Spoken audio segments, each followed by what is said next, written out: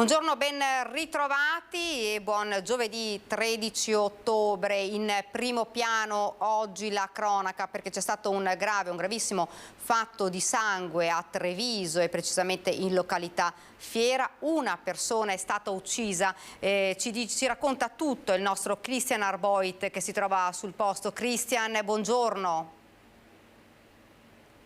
Sì, buongiorno Daniela, buongiorno a te e ai telespettatori di Antenna 3. Mi trovo proprio sul luogo del delitto. Lo potete vedere dalle chiazze di sangue ancora visibili che sta inquadrando la nostra Nicoletta Rizzetto. Qui ieri sera un regolamento di conti fra bande di nazionalità diverse è finito in tragedia, è finito nel peggiore dei nel peggiore dei modi con la morte di un 45enne kosovaro. Sembra ad opera di un 32enne che è stato arrestato. La conferma è arrivata poco fa dalla questura. Si tratta di un 32enne per l'appunto kosovaro, il suo nome è Valmir Gashi, è accusato quindi formalmente dell'omicidio di questo 45enne connazionale. Non si capisce bene cos'è successo, dicevo un regolamento di conti, questa sembra la pista, ma stando anche alle prime testimonianze, alla prima ricostruzione dei fatti, è entrato in azione un vero e proprio comando ieri sera alle 22, ma poi lo sentirete anche nel servizio. Qui la gente non parla volentieri, abbiamo tentato di intercettare qualche testimone, qualche residente, portarlo in diretta, ma capisci bene Daniela che c'è una certa preoccupazione. Allora, se sei d'accordo farei così: sentiamo prima il servizio che fa il punto di quello che è successo, poi rientriamo in diretta da qui, da Viale 4 Novembre, siamo in zona Fiera Treviso. Il servizio.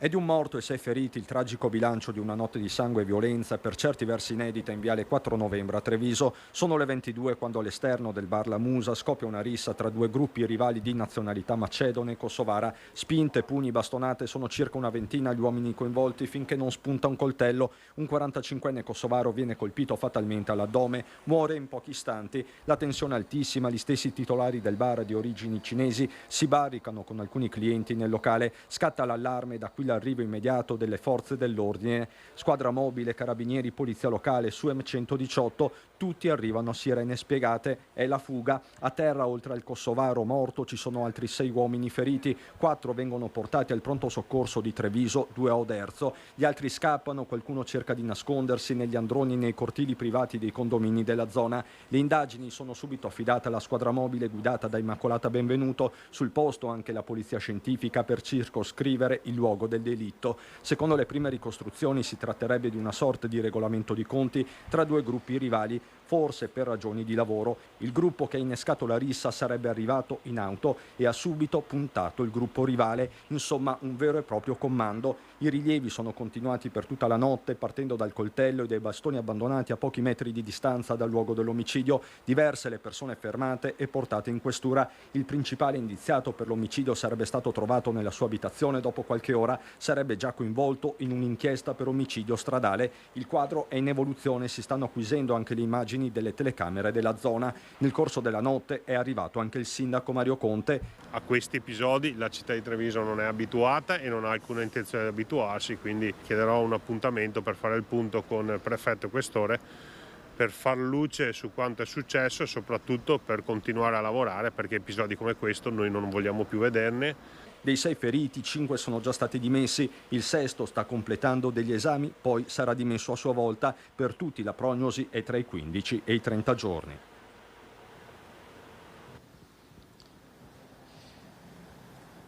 Sì, Daniela, riprendo la linea. Qui con me c'è il signor Agostino Semeraro da Taranto. Lei ieri sera ha assistito all'aeroporto di Venezia. Siamo arrivati qua alle 4:30, siamo andati al campo per trovare il nipotino e poi siamo ritornati qua per la cena. Si sentiva solo piano attico sopra, non si poteva accedere neanche poi per entrare in garage, era tutto occupato, correvamo da sopra, qui abbiamo posto macchina anche giù, siamo tirato. Poi tutta la notte siamo stati in paura, si sentivano gli strilli, c'erano delle strisce rosse per non entrare, divieto di accesso ed era pericoloso. Quindi voi alle 22 cosa avete? 5, 22:10 si è verificato questo evento qua. Avete sentito un grande strilli e poi movimento, sirene, autoambulanze, vigili del fuoco. Sono arrivati un po' tardi perché l'hanno chiamato per pulire, sono stato forse fino a stamattina, abbiamo riposato ben poco. È una notte molto concitata. Quando è che avete capito che c'era scappato addirittura un morto? Non avevamo neanche a conoscenza, non sapevamo niente, non siamo neanche scesi per paura. Allora siamo rimasti giù la serranda e non abbiamo più guardato tutto quello che si è verificato dopo la notte, dopo mezzanotte fino a stamattina a tarde ore. Quindi voi siete rimasti chiusi in casa sostanzialmente? Sì, nel senso buono, è che la paura la fa. Sentire tutti questi strilli, le autoambulanze, le sirene che arrivavano da un momento all'altro, i vigili del fuoco, carabinieri, polizia di Stato, insomma tutto. Un clima surreale. Certamente.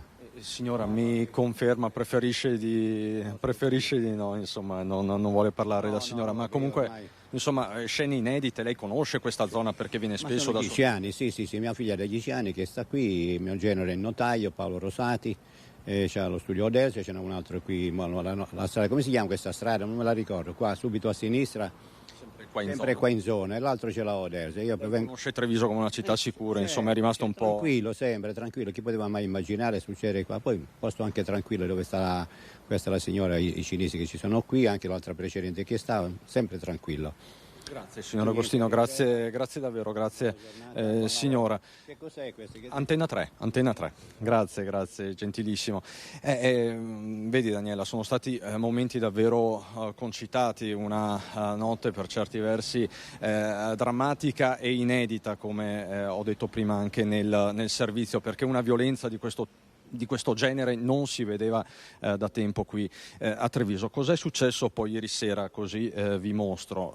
C'è stato il delitto, questo accoltellamento, questa maxi rissa, è partito l'allarme è partito da quel bar, quando i titolari, che in questo momento non vogliono parlare, hanno visto il trambusto, si sono barricati, come raccontavamo nel servizio, all'interno del locale con i clienti che erano presenti a quell'ora. Quindi è partito l'allarme, sono arrivate ovviamente le pattuglie dei carabinieri, la squadra mobile, la polizia locale, una vera e propria task force, sirene spiegate, il trambusto che prima ci ha spiegato anche il signor Agostino, e in quel momento c'è stato il fuggi generale. Tanti, quelli non feriti, che quindi riuscivano ancora a muoversi, sono scappati per lo più all'interno di questo cortile, di questa area residenziale, si sono nascosti dove hanno potuto, tra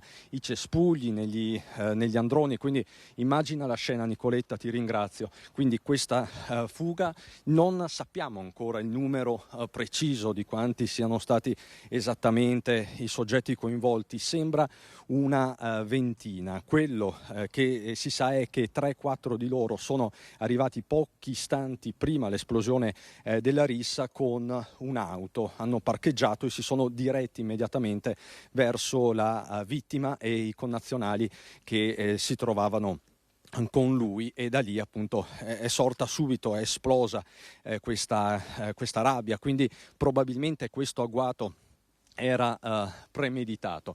Questa è una zona molto nota, una zona residenziale molto nota, e ti lascio immaginare cosa il parapiglia che ne è seguito. Per l'appunto alcuni sono stati ricoverati al pronto soccorso di Treviso, altri a Oderzo, altri ancora feriti hanno tentato la fuga ma sono stati intercettati, e poi l'uomo, il 32enne, arrestato con l'accusa di omicidio, che è stato ritrovato poche ore dopo all'interno della sua abitazione, sempre dagli uomini della squadra mobile coordinati da Immacolata Benvenuto. Questa quindi la zona dove ieri sera è successo quello che ti ho raccontato. Nel frattempo stanno uscendo diverse prese di posizione, indignate, preoccupate. Lo stesso presidente della Regione del Veneto, Luca Zaia, avete sentito il sindaco Mario Conte, ci sono delle associazioni che stanno già chiedendo la costituzione di parte civile per i danni d'immagine che ovviamente sono stati in qualche modo causati alla città, ma tutto questo è prematuro perché per l'appunto c'è sì un arrestato, c'è un'indagine in corso, ma bisogna ancora ricostruire per filo e per segno quello che è successo e capire se davvero tutti i colpevoli di questa maxi rissa sono stati individuati. Daniela, se non hai domande da Viale 4 Novembre con Nicoletta Rizzetto ti restituirei la linea. Cristian, solo una domanda. Quella zona, fra l'altro, è anche più o meno vicina alle fiere di San Luca, perché di domenica ci sono anche tantissimi ragazzi che vanno, per cui è ancora più pericoloso, ancora più grave quello che è accaduto, perché poteva coinvolgere anche ragazzi che stavano andando a divertirsi.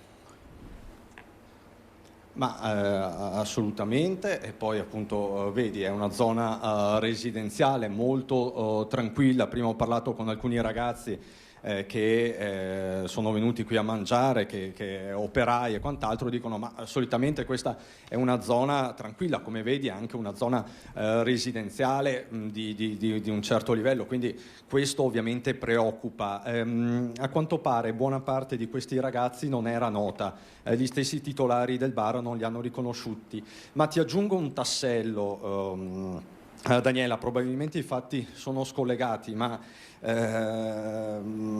insomma ci sono delle analogie. Se ben ricordi, nella notte tra sabato e domenica a Maserata sul Piave ci sono stati dei colpi di pistole esplosi nella notte contro un'abitazione. In quel caso si è parlato di un regolamento di conti tra nomadi, quindi la nazionalità è diversa, ma diciamo la violenza tutto sommato gratuita, l'intimidazione, il livello di minaccia anche in quel caso è stato molto alto, quindi probabilmente c'è in corso all'interno dei gruppi diciamo così trevigiano di nazionalità diversa dei regolamenti di conti che stanno esacerbando il clima.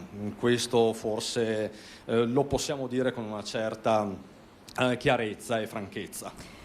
Cristian, grazie davvero, grazie e grazie anche a Nicoletta Rizzetto, buon lavoro, buon lavoro. Noi andiamo avanti con la cronaca e ci spostiamo nel Padovano perché c'è stato l'ennesimo incidente stradale mortale nell'Alta Padovana. Ieri sera ha perso la vita un operaio di 41 anni. Uno schianto frontale violento, un botto incredibile che non ha lasciato scampo ad Alessandro Nalon, 41enne operaio di Villa del Conte, che ieri sera è morto nell'ennesimo incidente avvenuto lungo le strade della nostra provincia. Intorno alle 20 la Fiat Punto, guidata dalla vittima, stava percorrendo la strada provinciale 58 che attraversa il centro di San Giorgio in Bosco, giusto nel punto in cui si incontrano piazza 25 Aprile e via Morosina.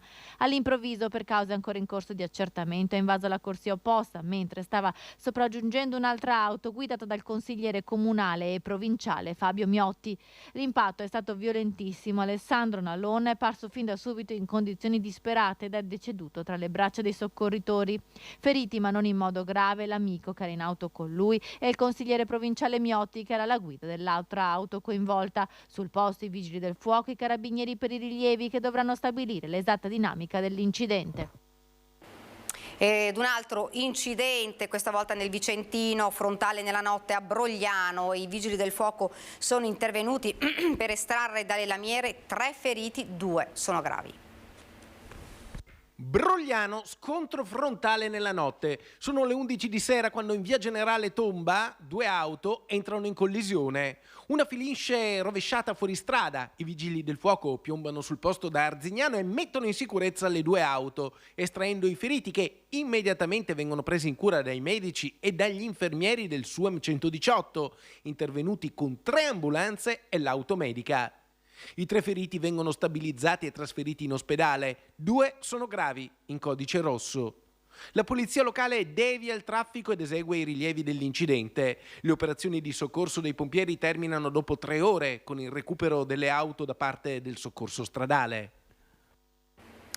Ed ora torniamo a parlare dell'incidente, quello avvenuto ad Imperia, dove è morto un uomo, Carlo De Luca, 55enne di Cremona. Ve lo ricordo, era in una locomotiva che si è incendiata. La procura di Imperia ha sequestrato le immagini della videosorveglianza nel tratto di linea ferroviaria dove è avvenuto l'incidente. Ovviamente vuole vederci chiaro e per venerdì invece è stata fissata l'autopsia dell'uomo.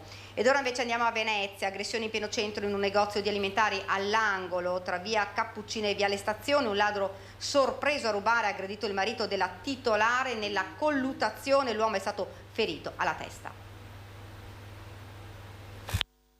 Succede così, sicura da paurissima. Rimane lo shock nel negozio di alimentari gestito da cittadini cinesi all'angolo tra via Cappuccina e viale Stazione, dove un tunisino tossicodipendente che frequenta la zona è stato sorpreso mentre rubava tra gli scaffali. Ha preso una bottiglia e ha iniziato a rompere tutto, scatenando una violenta colluttazione con il marito della titolare. È l'ennesima aggressione che avviene nel rione di via Piave a Mestre. L'allarme è scattato in pieno giorno attorno alle 14:45. La polizia e i carabinieri arrivati nel giro di pochissimi minuti hanno fermato il nordafricano. In questura è stato denunciato per furto aggravato lesioni. Il commerciante è stato portato in ospedale dal personale del SUEM per suturare le ferite alla testa. È una situazione difficile da sopportare, chiedete aiuto. Va bene così, là siamo tranquilli, dopo piano piano parliamo con il nostro avvocato. È sempre più allarme e criminalità in zona Stazione a Mestre. Pendolari, turisti e studenti spesso minorenni devono convivere in strada con lo spaccio e i drogati in cerca di una dose. Bisognerebbe avere più controlli. Cioè io questa zona non la farei da sola. I commercianti e i residenti sono sempre più esasperati. Ieri pomeriggio qua, ma ieri mattina è successo in via Piave, a ridosso del Plaza. Questa è terra di nessuno, è ora di metterci la parola fine. Aggredito e rapinato dell'incasso in pieno giorno a Mestre con un pugno in pieno volto, il malvivente è riuscito a tramortire il commesso che doveva depositare il contante in banca. Uno gli ha chiesto un'informazione e gli ha tirato un pugno e l'ha sdraiato per terra. Un giovane dipendente di un negozio in piazzale Candiani è stato colpito e rapinato per strada nel centro di Mestre in pieno giorno. Il bottino, l'intero incasso della giornata che ammonta a diverse centinaia di euro. Erano quasi le 16 del pomeriggio quando un uomo in bicicletta di circa 30 anni lo avrebbe interpellato in lingua francese chiedendogli l'elemosina nei pressi della banca dove il dipendente doveva versare il contante. Probabilmente solo una scusa per avvicinarlo, per poi tirargli un pugno in pieno volto e rubargli il contante che aveva messo nella tasca posteriore dei jeans. Intelligente il tipo coi soldi che escono dalla tasca. Erano in una busta trasparente.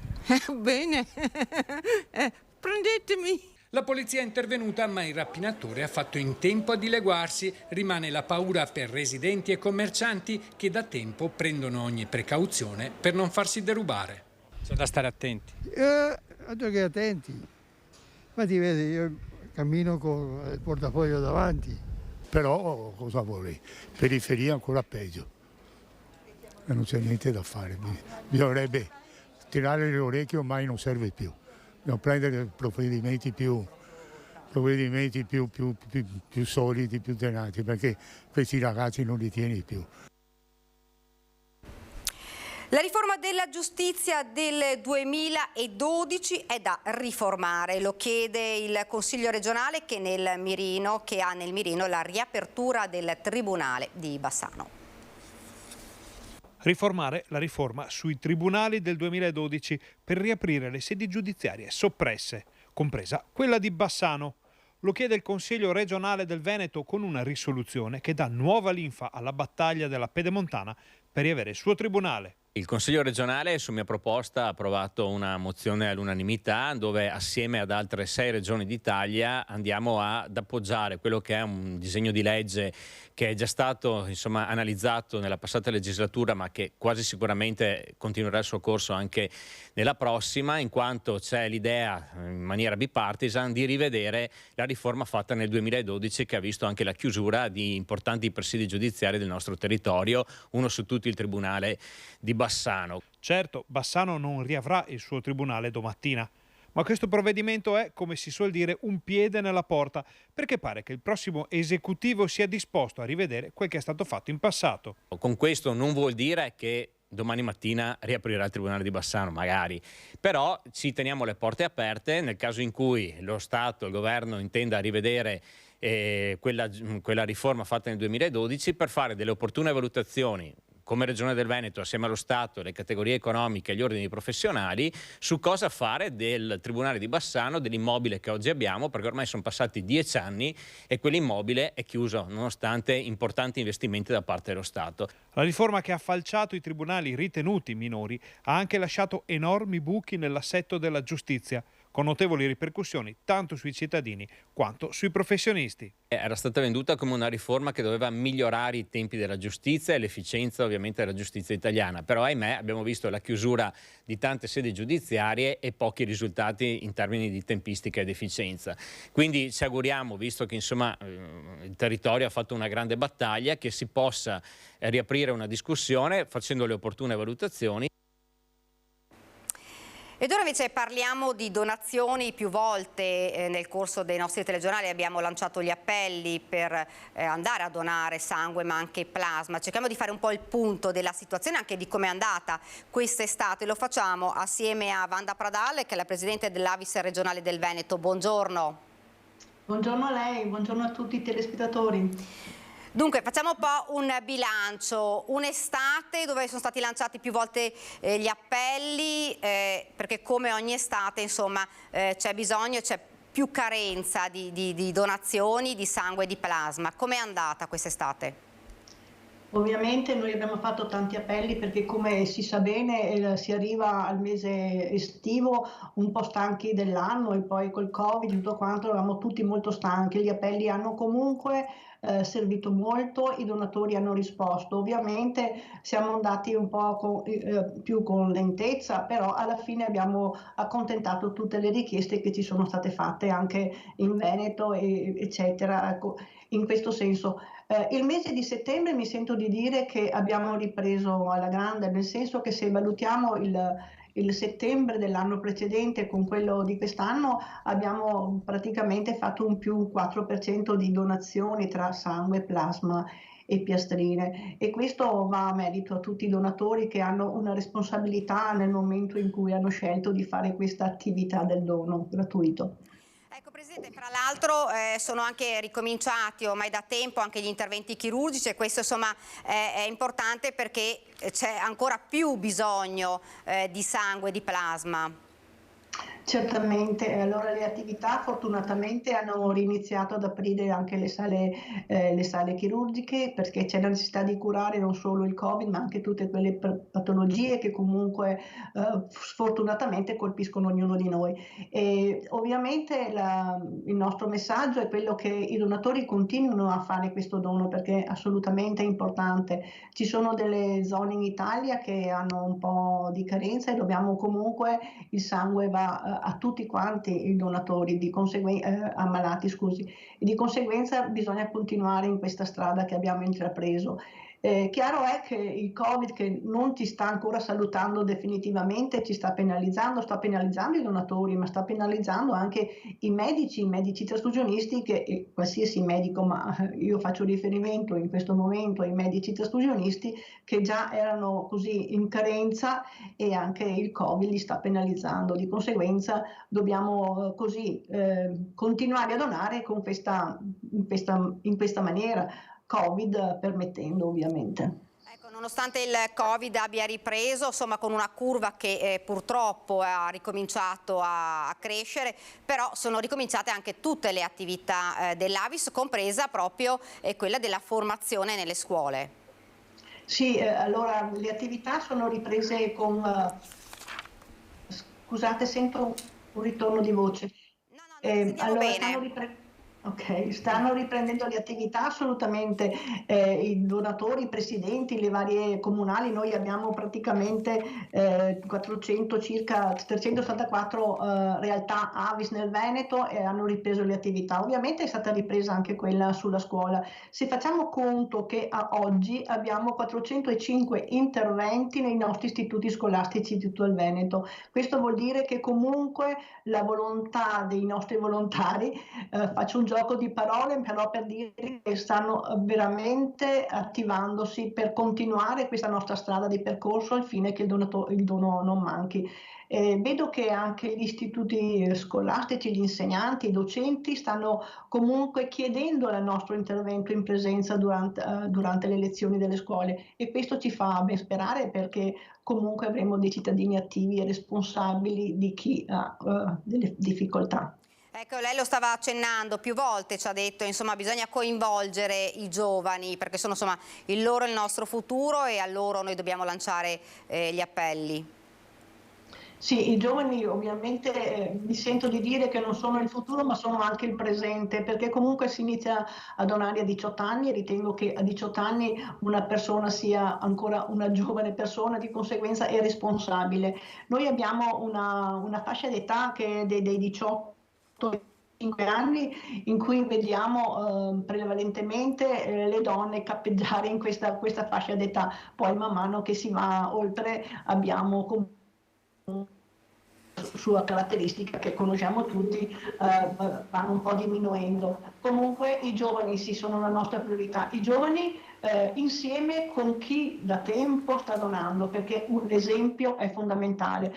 Tante parole a volte servono poco, ma l'esempio è la cosa più importante per far capire cosa vuol dire donare e per chi lo facciamo. C'è stata una propaganda per quanto riguarda l'Avis che diceva io dono per Mario. Qualcuno diceva ma chi è Mario? Mario non lo conosco, ma lo faccio anch'io. Certo, e senta, l'Avis è un'associazione che sta tra la gente, giusto Presidente? Sì, assolutamente, adesso più che mai, dopo questi anni che abbiamo faticato a fare le cose in presenza, vediamo tantissime attività, vale a dire anche attività sportive alla fine, no? Perché comunque la gara di corsa, il ciclismo, la passeggiata nei boschi, io ho visto tantissime attività nel nostro territorio veneto che stanno organizzando anche questa maniera di stare insieme, di stare all'aperto, di condividere anche la natura, ma la natura intesa anche come volontariato verso chi soffre, e questo è il positivo in questo momento, perché a volte così ci si trova per parlare, per condividere, per fare le cose bene insieme. Presidente, io la ringrazio. Grazie a voi, grazie. Grazie a lei, buon lavoro. Grazie. Buona giornata a tutti. Grazie anche a lei. Noi ci fermiamo qualche istante di pubblicità e poi torniamo di nuovo in studio.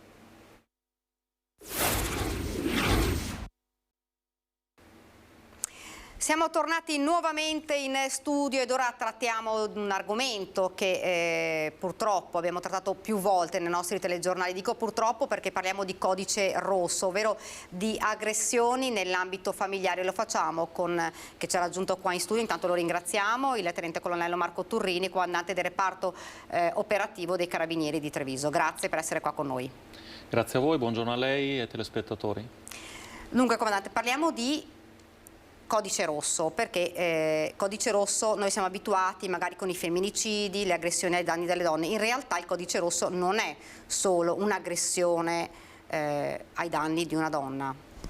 Sì, il termine è stato introdotto proprio da voi, dagli organi di informazione, per semplificare quella che è appunto l'introduzione di una nuova normativa che ormai data 2019, e un insieme di articoli che hanno da un lato modificato le nostre fonti di riferimento, il codice di procedura penale e il codice penale, individuando un catalogo di reati dove appunto si manifesta la violenza in ambito familiare. Quindi parliamo dello stalking, parliamo delle violenze sessuali, parliamo delle lesioni, parliamo anche di nuovi reati che sono stati aggiunti. Ecco, quando abbiamo a che fare con questi reati, il legislatore ha voluto appunto dare un'attenzione ovviamente importante a questo tipo di reati, da un lato modificando, come dicevo, il codice di procedura penale, quindi adottando delle procedure accelerate quando si procede per questi tipi di reati, ed ecco il nome di codice rosso, che è un termine mutuato ovviamente, no, come sappiamo, dall'ambito sanitario. Codici rossi sono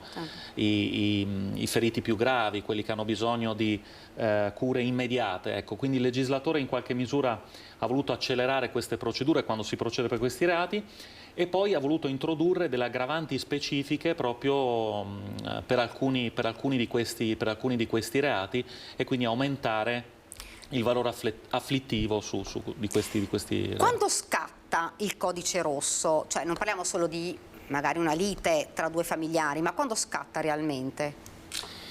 Ripeto, ci sono tutta una serie di reati che prevedono il fatto che la polizia giudiziaria, quindi il carabiniere, il poliziotto, l'operatore di polizia che interviene, debba ad esempio riferire immediatamente di quello che è successo al pubblico ministero, e quindi questo fa sì, e lo stesso pubblico ministero poi ha un termine abbastanza ristretto, 3 giorni, per poi procedere nelle ulteriori attività di indagine. Ecco, noi quando ho parlato di questo argomento ho detto purtroppo ne abbiamo trattato tante volte nel corso dei nostri telegiornali, non in provincia di Treviso, non solo in provincia di Treviso, ma un po' in tutto il Veneto l'abbiamo visto, tantissimi sono stati i femminicidi, tanti, perché anche uno solo è troppo. Nel Veneto com'è la situazione invece in provincia di Treviso? Ma innanzitutto c'è da dire che appunto la finalità è intervenire rapidamente da un lato per le forze di polizia, e anche impedire che ovviamente uno stallo nell'ambito del procedimento penale possa essere poi purtroppo fatale. La situazione nelle nostre comunità in provincia di Treviso riflette abbastanza quello che è il dato nazionale. Recentemente sono stati pubblicati dei dati per quanto riguarda ad esempio le violenze sessuali. Da questo punto di vista la provincia di Treviso fortunatamente si colloca agli ultimi posti della classifica nazionale per numero di reati di violenza sessuale, sia nell'ultimo quinquennio sia con riferimento proprio all'ultimo anno. Vediamo un trend decrescente, però come diceva lei è chiaro che anche un solo caso per noi anche ci fosse un solo caso diventa fondamentale, quindi noi dobbiamo portarli a zero. Dall'altro canto non dobbiamo mai dimenticare il rischio dei reati sommersi, cioè i reati come questo tipo che non vengono denunciati. Quindi anche diciamo così, il fatto pur positivo che ci sia una diminuzione di questi reati denunciati, che significa ovviamente una maggiore anche attività di prevenzione da parte delle forze di polizia, un'attività importantissima che svolgete anche voi di informazione nei confronti della cittadinanza sulla gravità e sull'importanza di denunciare questo tipo di reati. Ecco, però non ci deve far abbassare la guardia e ci deve far pensare anche a una possibile dato di reati sommersi che non vengono alla luce. Ecco, abbiamo parlato di reati sommersi e purtroppo ne abbiamo parlato anche con tante associazioni. Ancora ci sono persone che non denunciano per vergogna, per paura. Che voi sappiate, insomma, effettivamente questa problematica c'è ancora? La problematica c'è, e sia la normativa, l'impianto normativo, appunto la legge del 2019, il codice rosso, sia quelle che sono le politiche che stanno alla base dell'attività delle forze di polizia, è proprio chiaramente tutta indirizzata alla volontà ovviamente di perseguire di questi reati, ma anche di fare molta appunto prevenzione, aiutare le vittime di questi reati a denunciare, a informare ovviamente le forze di polizia, in modo poi da poter procedere. E quindi la prevenzione è fondamentale. Per fare prevenzione occorre fare informazione, la stiamo facendo oggi e di questo ancora vi ringrazio. È importante avere degli operatori però soprattutto formati.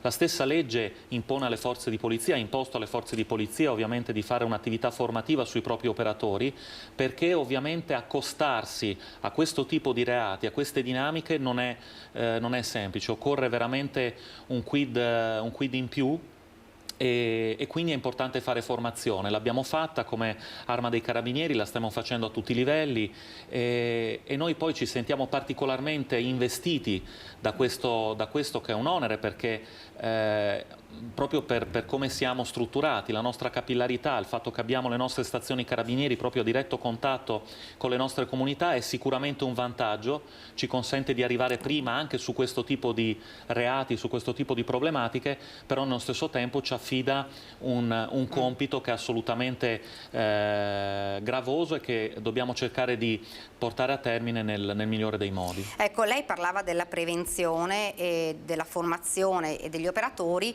e dell'informazione, anche l'importanza della vostra visita nelle scuole per spiegare proprio ai giovani queste problematiche. Sì, beh, le attività che svolgiamo sono veramente parecchie a livello preventivo. Lo facciamo, è bene dirlo, sempre in collaborazione ovviamente con le altre forze di polizia, con le prefetture. Pensi che a livello locale, su tutto il territorio nazionale, abbiamo addirittura più di circa un'ottantina di protocolli siglati proprio per riuscire a fare rete, riuscire a affrontare questo problema alla radice e quindi mettere insieme, mettere allo stesso tavolo tutti gli attori, quindi noi come forze di polizia, ma anche i centri antiviolenza, i responsabili delle case rifugio, le associazioni di volontariato, come diceva lei, le scuole, le ULS, perché è fondamentale un approccio coordinato. È un problema complesso che va affrontato non singolarmente ma in maniera corale. Sicuramente il nostro intervento alle scuole e anche tutta una serie di iniziative proprio divulgative, quindi ecco, per il cittadino che già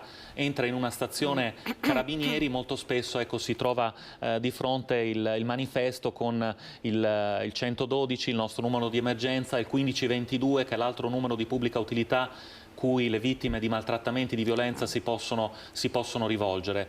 Dare subito delle coordinate in modo che la vittima, non solo di reati più gravi, ma anche di maltrattamenti, di diciamo un vissuto di disagio all'interno della propria famiglia, all'interno delle mura domestiche, possa trovare un contesto accogliente. Ecco, lei lo stava dicendo prima, ma vogliamo magari far capire anche ai telespettatori quali sono le procedure che voi seguite proprio in caso di maltrattamenti, quando scatta l'allarme, come vi muovete? Diciamo che le fattispecie usuali con cui noi veniamo a contatto con questo tipo di reati sono tre, perché alla fine il contatto con la vittima può arrivare da una telefonata che arriva alla nostra centrale operativa, al 112, può arrivare ovviamente da una pattuglia che quindi si trova poi a dover intervenire in casa delle vittime e poi ovviamente nel caso in cui una vittima invece acceda ai nostri uffici per raccontarci quello che è successo, per fare denuncia, per semplicemente esprimere quello che è la propria cosa. Allora tutti i nostri operatori, quelli delle centrali operative, le nostre pattuglie che intervengono sul posto e chi si trova a raccogliere le dichiarazioni, le denunce, ovviamente devono essere formati e dovranno adottare, diciamo, una modalità per una finalità principale, che è quella di sostanzialmente rilevare quelli che sono i fattori di rischio, perché è chiaro che nel momento in cui una vittima, una donna, un minore accede a un pronto soccorso e quindi diciamo così c'è già una fase conclamata e lì si procede in maniera ovviamente immediata, ma anche nel momento in cui voglio dire viene narrata, no? Una vicenda di maltrattamento, ci troviamo a raccogliere appunto la telefonata o a intervenire a casa delle persone, dobbiamo capire subito quali sono i fattori di rischio, qual è diciamo, proprio per fornire un quadro il più esaustivo possibile poi al magistrato. E che dovrà poi tutelare la vittima. E assolutamente per tutelare la vittima, perché ovviamente la normativa ci dà la possibilità e gli strumenti per intervenire anche con urgenza, con provvedimenti che consentano ovviamente di abbassare questo rischio, il rischio che possa succedere ancora. Ecco, fra l'altro lo abbiamo anche detto più volte, però insomma è bene ricordarlo che quando si arriva in una caserma dei carabinieri per una denuncia, queste vittime, come per l'ospedale, che hanno delle corsie ovviamente diverse quando vengono soccorse, ma anche da voi sono state adibite proprio delle stanze per poter parlare con le vittime di violenza in maniera insomma un po' più tranquilla, se si può dire un termine che forse non è proprio appropriato. Sì, nel creare un contesto che sia possibile di ascolto, di accoglienza, utile a creare quell'empatia che è necessaria in contesti, in dinamiche come queste, dove la vittima spesso deve già di per sé superare tutta una serie di barriere, il timore ovviamente di ovviamente possibili ritorsioni, il fatto di essere magari la parte debole a livello economico della coppia e quindi oppure di dover affrontare ovviamente una separazione, il problema dei figli, insomma ci troviamo di fronte veramente a soggetti che sono vittime e noi dobbiamo in primo luogo cercare che non diventino vittime una seconda volta e quindi cercare di ascoltarli il più possibile, di creare un ambiente accogliente, di rispettare, di ascoltare ovviamente ciò che la persona ci dice, ma anche di rispettare un po' i suoi silenzi, le pause, che sono ovviamente assolutamente fisiologici. Per questo è in atto uno degli strumenti è appunto questo delle stanze protette, una collaborazione che c'è ormai da diversi anni a livello nazionale con SOR Optimist, con questa associazione appunto che ci ha accompagnato in questa iniziativa, che è quella di creare dei locali all'interno dei nostri uffici e nelle nostre caserme che siano il più possibile ancora più accoglienti, quindi diciamo così con dei colori degli interni che possono appunto facilitare il dialogo. E qui in provincia di Treviso ne abbiamo già inaugurate diverse, a breve ne apriremo anche delle altre. Sono già state utilizzate, non sono locali che restano chiusi, ma sono locali anche se ripeto un po' diversi dal solito, dal classico locale di caserma, però sono locali operativi dove ripeto cerchiamo di trattare, di affrontare questi casi. Ecco, denunce che voi ovviamente raccogliete ovviamente in maniera seria e importante, perché poi insomma si tratta di vittime, però state anche attenti che poi non sia magari una denuncia strumentale, perché ci sono anche questo tipo di facciate, magari qualcuno che viene a denunciare e in realtà magari non è una vittima. Sì, diciamo che può accadere questo, comandante? Sì.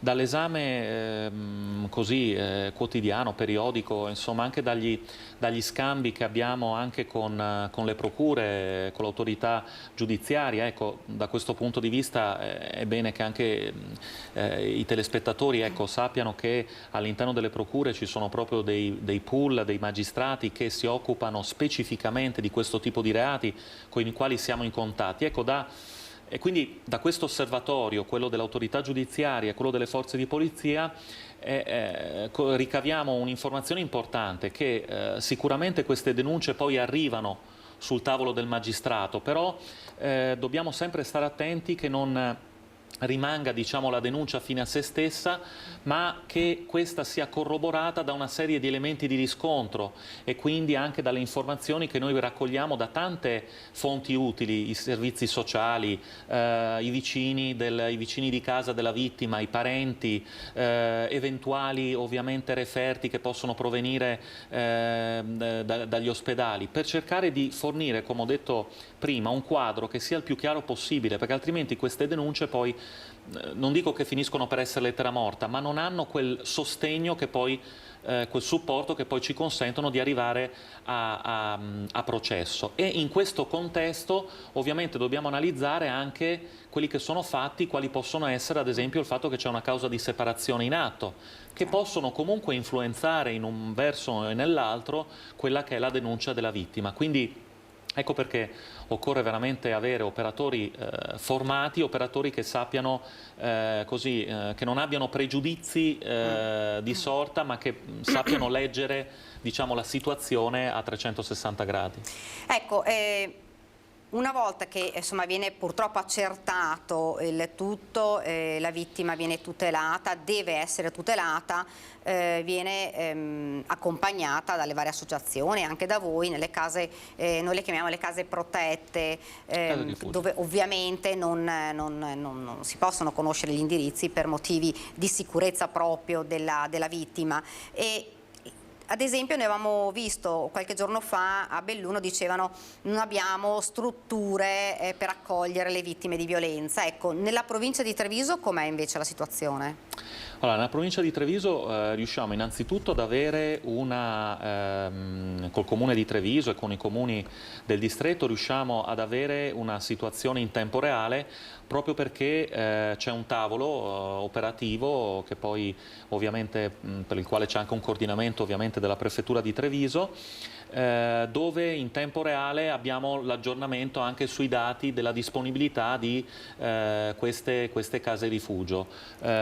Poco tempo fa è stata inserita un'ulteriore struttura nell'ambito di queste case rifugio. Sono strutture per noi importantissime, perché va da sé, sono i luoghi dove poter collocare in urgenza ovviamente le vittime di reato e soprattutto appunto coloro per le quali è stato ravvisato veramente un pericolo conclamato appunto di possibili azioni criminali. E quindi diciamo che per quanto riguarda la provincia di Treviso lo sforzo viene fatto e ripeto, i rappresentanti, i referenti delle case rifugio siedono al tavolo, e per noi è importantissimo, perché al di là, voglio dire, delle etichette degli enti, poi ci sono delle persone con cui ripeto, ci confrontiamo quotidianamente anche per affrontare quelli che sono inevitabili problemi che anche in questo settore ci sono, quali possono essere ovviamente degli impasse burocratici, la difficoltà appunto di trovare magari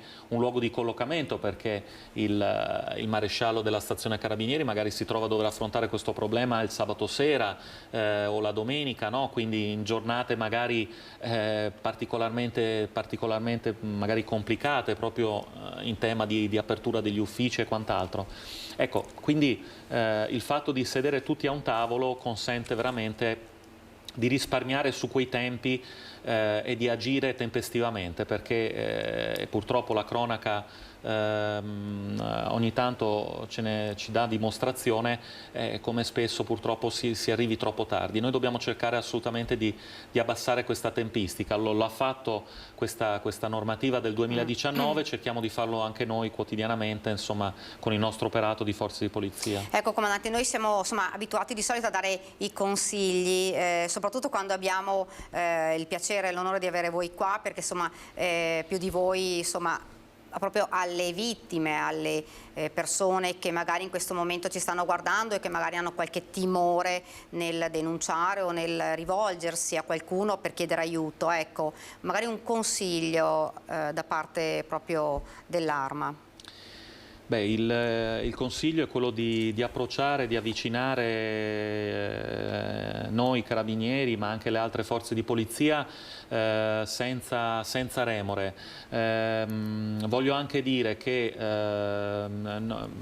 ci sono anche dei termini, voglio dire, abbastanza ampi poi per procedere alla denuncia, alla querela, che chiaramente per noi è un aspetto importantissimo, e ci sono anche degli strumenti intermedi con i quali intervenire per porre fine a situazioni che magari non sono così gravi, ma che comunque provocano disagio.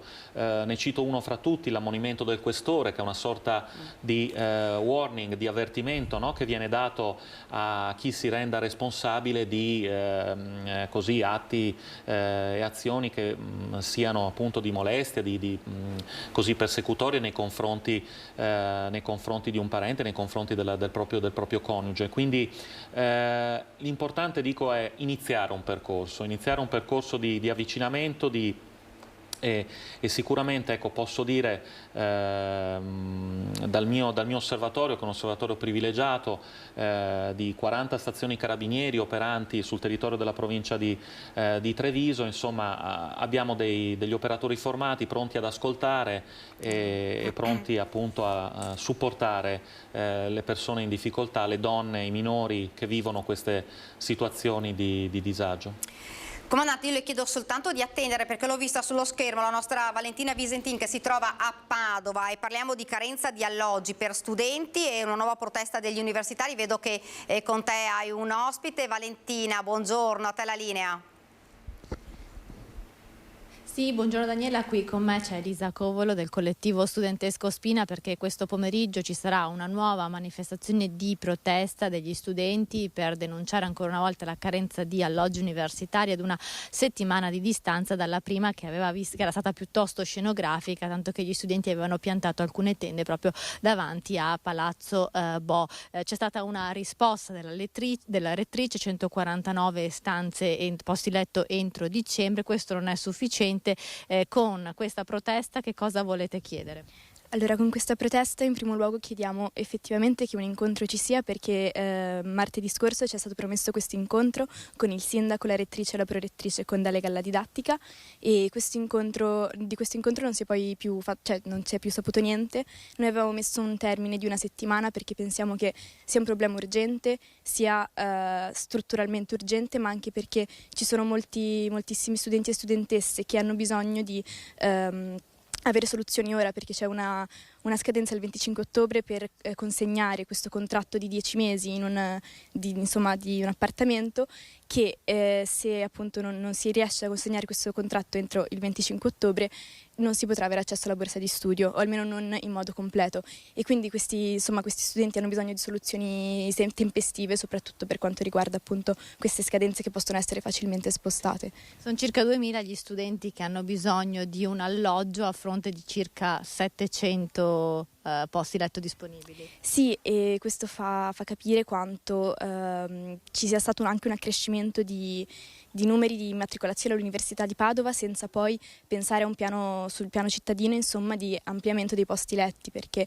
se effettivamente Padova non può accogliere tutti questi nuovi studenti e studentesse, allora l'università non può farne immatricolare più di quelli che poi possono effettivamente venire a studiare a Padova. E soprattutto non può non cancellare completamente la didattica a distanza. La didattica a distanza potrebbe servire a chi non riesce a trovare un alloggio in città. Sì, esattamente, e noi crediamo che la reintroduzione della didattica a distanza per il momento come misura emergenziale, perché reintrodurla in toto necessiterebbe anche di dei cambiamenti a livello anche economico, perché banalmente una persona che attende in presenza e una che segue online non possono pagare la stessa retta universitaria, e la didattica a distanza in realtà è stata chiesta da molti studenti e studentesse che appunto dicono: non posso permettermi di vivere a Padova, non riesco a trovare una casa a Padova, però voglio comunque continuare il mio percorso universitario, e quindi è una soluzione tampone ovviamente, però che può fare qualcosa. Non può fare tutto perché ci sono molti studenti e studentesse iraniane che conoscendo appunto la situazione nel loro paese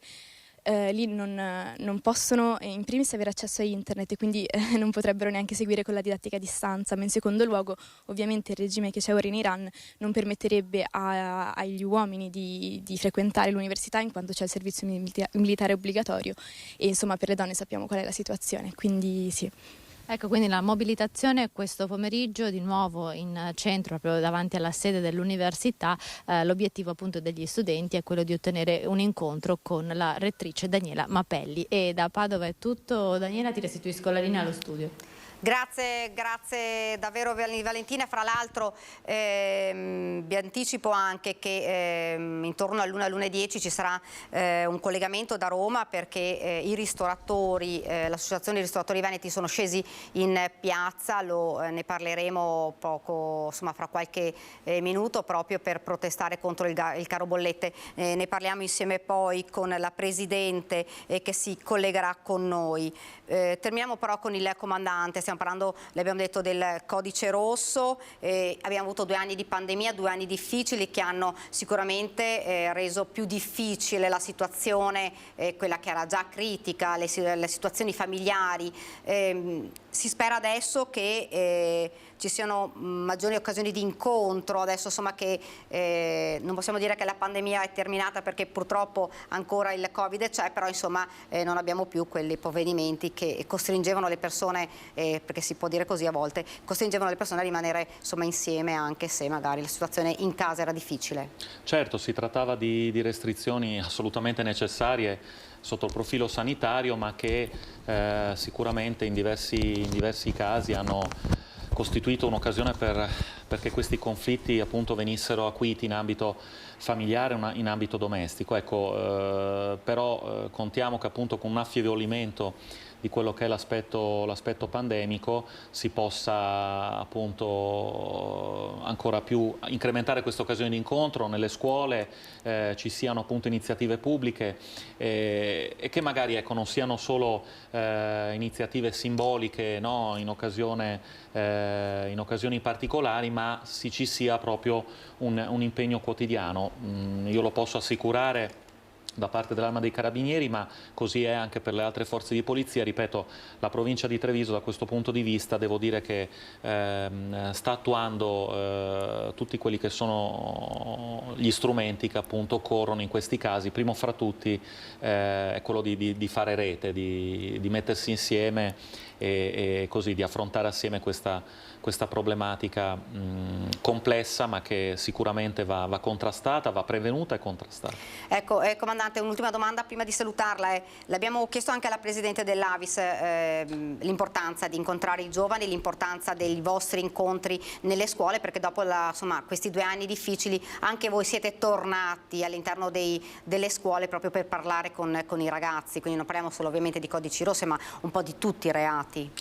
Sì, è fondamentale, ripeto, da diversi anni l'Arma dei Carabinieri ovviamente svolge queste iniziative volte appunto a fornire un contributo alla crescita, alla formazione di una cultura della legalità. E questo ovviamente in diversi campi, perché quali possono essere il bullismo, quali possono essere quelli che sono devianze purtroppo che possono riguardare i nostri giovani, che poi sono il nostro futuro, insomma. Quindi stiamo già iniziando a tornare appunto nelle classi in presenza, insomma, e quindi essere presenti con i nostri operatori. Comandante, io la ringrazio davvero per essere stato con noi, anche perché queste sono informazioni importanti, utili soprattutto per i cittadini, perché molte volte chiamano e magari sono timorosi, sono preoccupati, non sanno come comportarsi, quindi la ringraziamo davvero per essere stato con noi, speriamo di averla ospite ancora nelle nostre edizioni. Grazie davvero, Comandante. Grazie a voi per l'opportunità, un saluto ai telespettatori di Antena 3. Noi andiamo avanti con la cronaca. Tenta di rubare il portafoglio ad un'anziana in un supermercato. A Fonte è fermata una 25enne residente a Trento. La giovane, già nota alle forze dell'ordine, percepisce il reddito di cittadinanza. 25 anni, un marito, 4 figli ed una fedina penale davvero lunga. Conosciuta alle forze dell'ordine, non è la prima volta che viene fermata, non lavora almeno legalmente e percepisce il reddito di cittadinanza. Ieri la giovane residente a Trento è stata arrestata dopo aver messo le mani nella borsa di una donna di 78 anni. Ha preso il portafoglio facendosi aiutare da un minore, il nipote del marito. I due hanno approfittato di un attimo di disattenzione dell'anziana che aveva lasciato la borsa nel carrello, ma il gesto non è passato inosservato agli uomini della sorveglianza del supermercato Dionè di Fonte, che sono immediatamente intervenuti bloccando la donna ed il ragazzino in attesa dell'arrivo dei carabinieri. Erano stati proprio loro, i militari dell'Arma, ad avvertire della coppia di giovani che già da qualche giorno si aggirava nel negozio, verosimilmente per prendere di mira anziani intenti a fare la spesa con l'obiettivo di sottrarre loro portafogli ed effetti personali. Quando nelle immagini delle telecamere sono stati visti nei paraggi del supermercato, i militari hanno allertato la sorveglianza. Oggi si è svolto il processo per direttissima per tentato furto aggravato. La donna, che ha confessato il reato davanti al giudice, ha patteggiato 3 mesi ed una multa di 100 euro ed è stata rimessa in libertà. Il minore è stato invece deferito all'autorità giudiziaria minorile per gli stessi reati. Ed ora andiamo invece a Venezia, la vedo già sui nostri schermi, Ilaria Marchiori, si parla dell'importanza dei giovani nel mondo dell'imprenditoria. Ilaria, buongiorno. Buongiorno Daniela, buongiorno ai nostri telespettatori. Ci troviamo qui nella sede di Confesercenti a Mestre insieme al presidente Maurizio Franceschi, perché poco fa si è appena proprio conclusa la conferenza stampa di presentazione di un evento che in realtà è anche un progetto importante, perché parla di imprenditoria giovanile, soprattutto dell'importanza che i giovani possono avere per questo settore e soprattutto dell'apporto che possono dare. Giusto Franceschi? Sì, i giovani imprenditori, le imprese creative, le start-up sono una parte importante della nostra economia nazionale ma anche territoriale. Sono poco conosciuti. Noi abbiamo deciso, attraverso questo appuntamento che si ripeterà negli anni, di offrire come Confesercenti un luogo di rappresentanza per queste imprese dove possono presentare le proprie istanze, perché è necessario, anche sono necessari dei provvedimenti legislativi che favoriscono la nascita di giovani imprese e di start-up, perché contribuiscono allo sviluppo economico del territorio.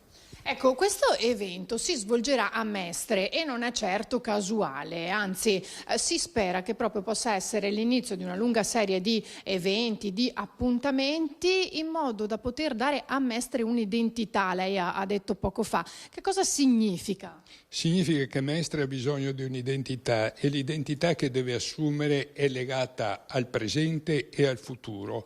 E l'innovazione e l'identità che Mestre può avere, che è legato alla cultura, ai luoghi che offrono cultura in questa città, penso al Museo del Novecento e al teatro, quindi un'identità che viene costruita su un'offerta culturale che già la città può offrire. Se noi a questo aggiungiamo la costruzione di un hub, di un'offerta legata alla creatività delle giovani imprese, bene, noi possiamo dare questa identità a questa città di cui molto ne ha bisogno.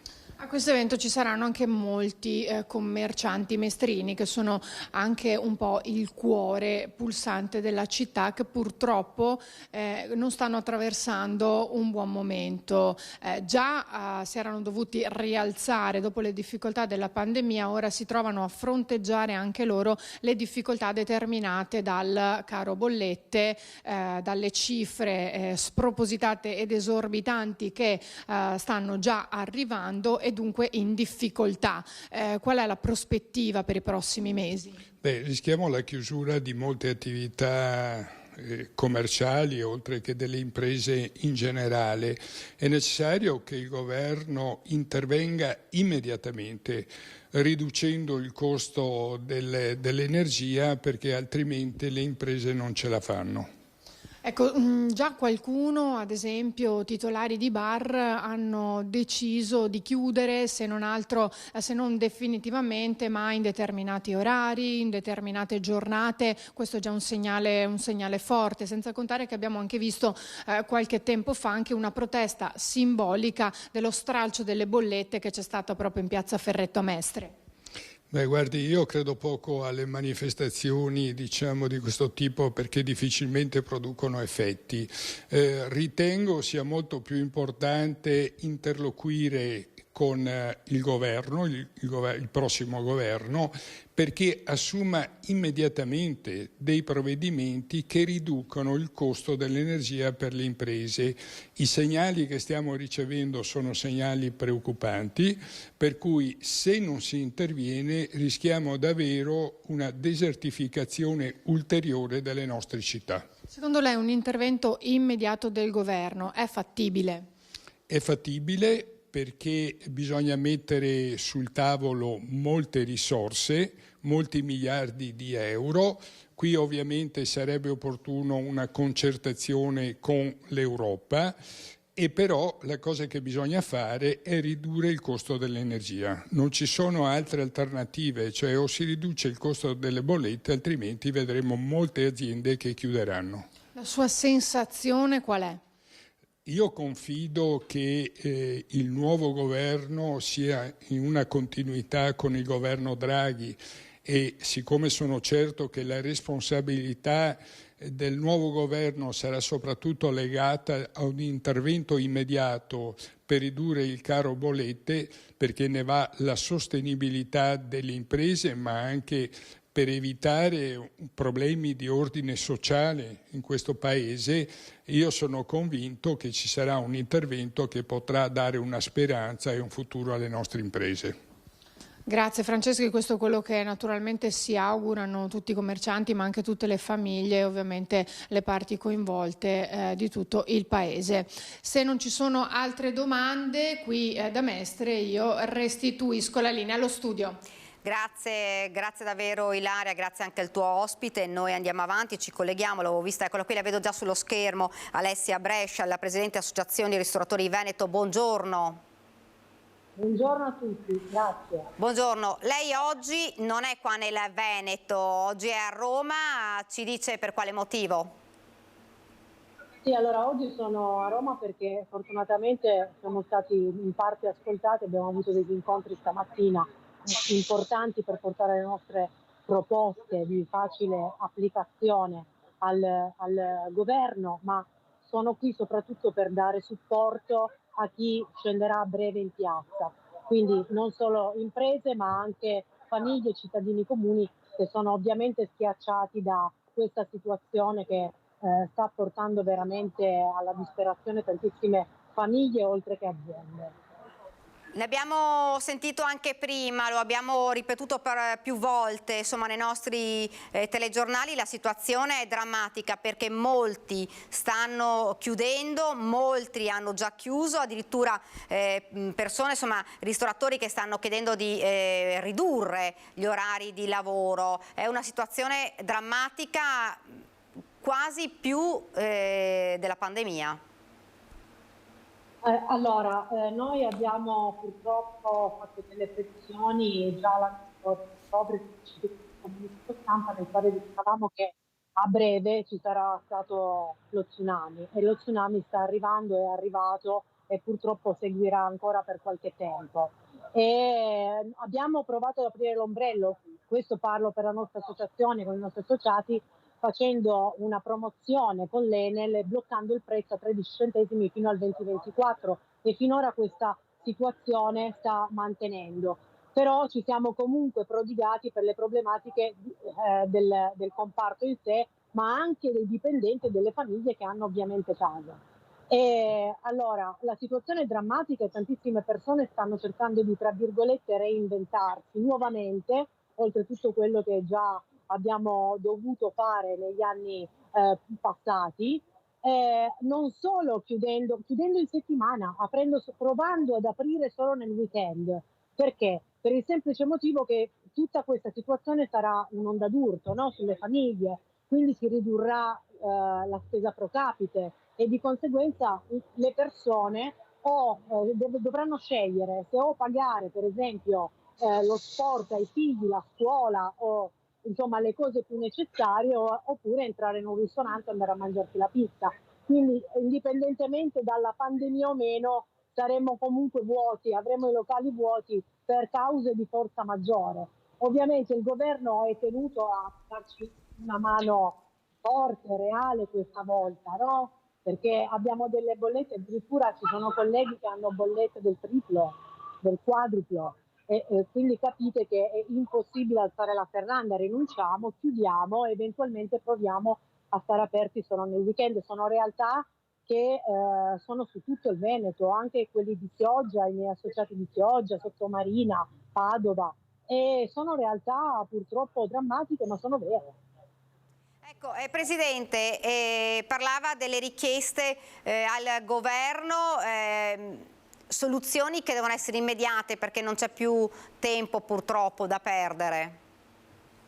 Non c'è assolutamente tempo da perdere, c'è da fare una vera e propria eventualmente rateizzazione, ma a 12 mesi, anche sulle bollette non pagate, pregresse, ma non è solo questo, bisogna ridurre i costi in bolletta. Ci sono dei costi esagerati, soprattutto sugli oneri, le accise e tutto quello che è. Allora, noi abbiamo detto più volte che la soluzione è pagare eventualmente o metà della bolletta o quello che ci aspetta in corrispettivo a quello che pagavamo gli anni passati.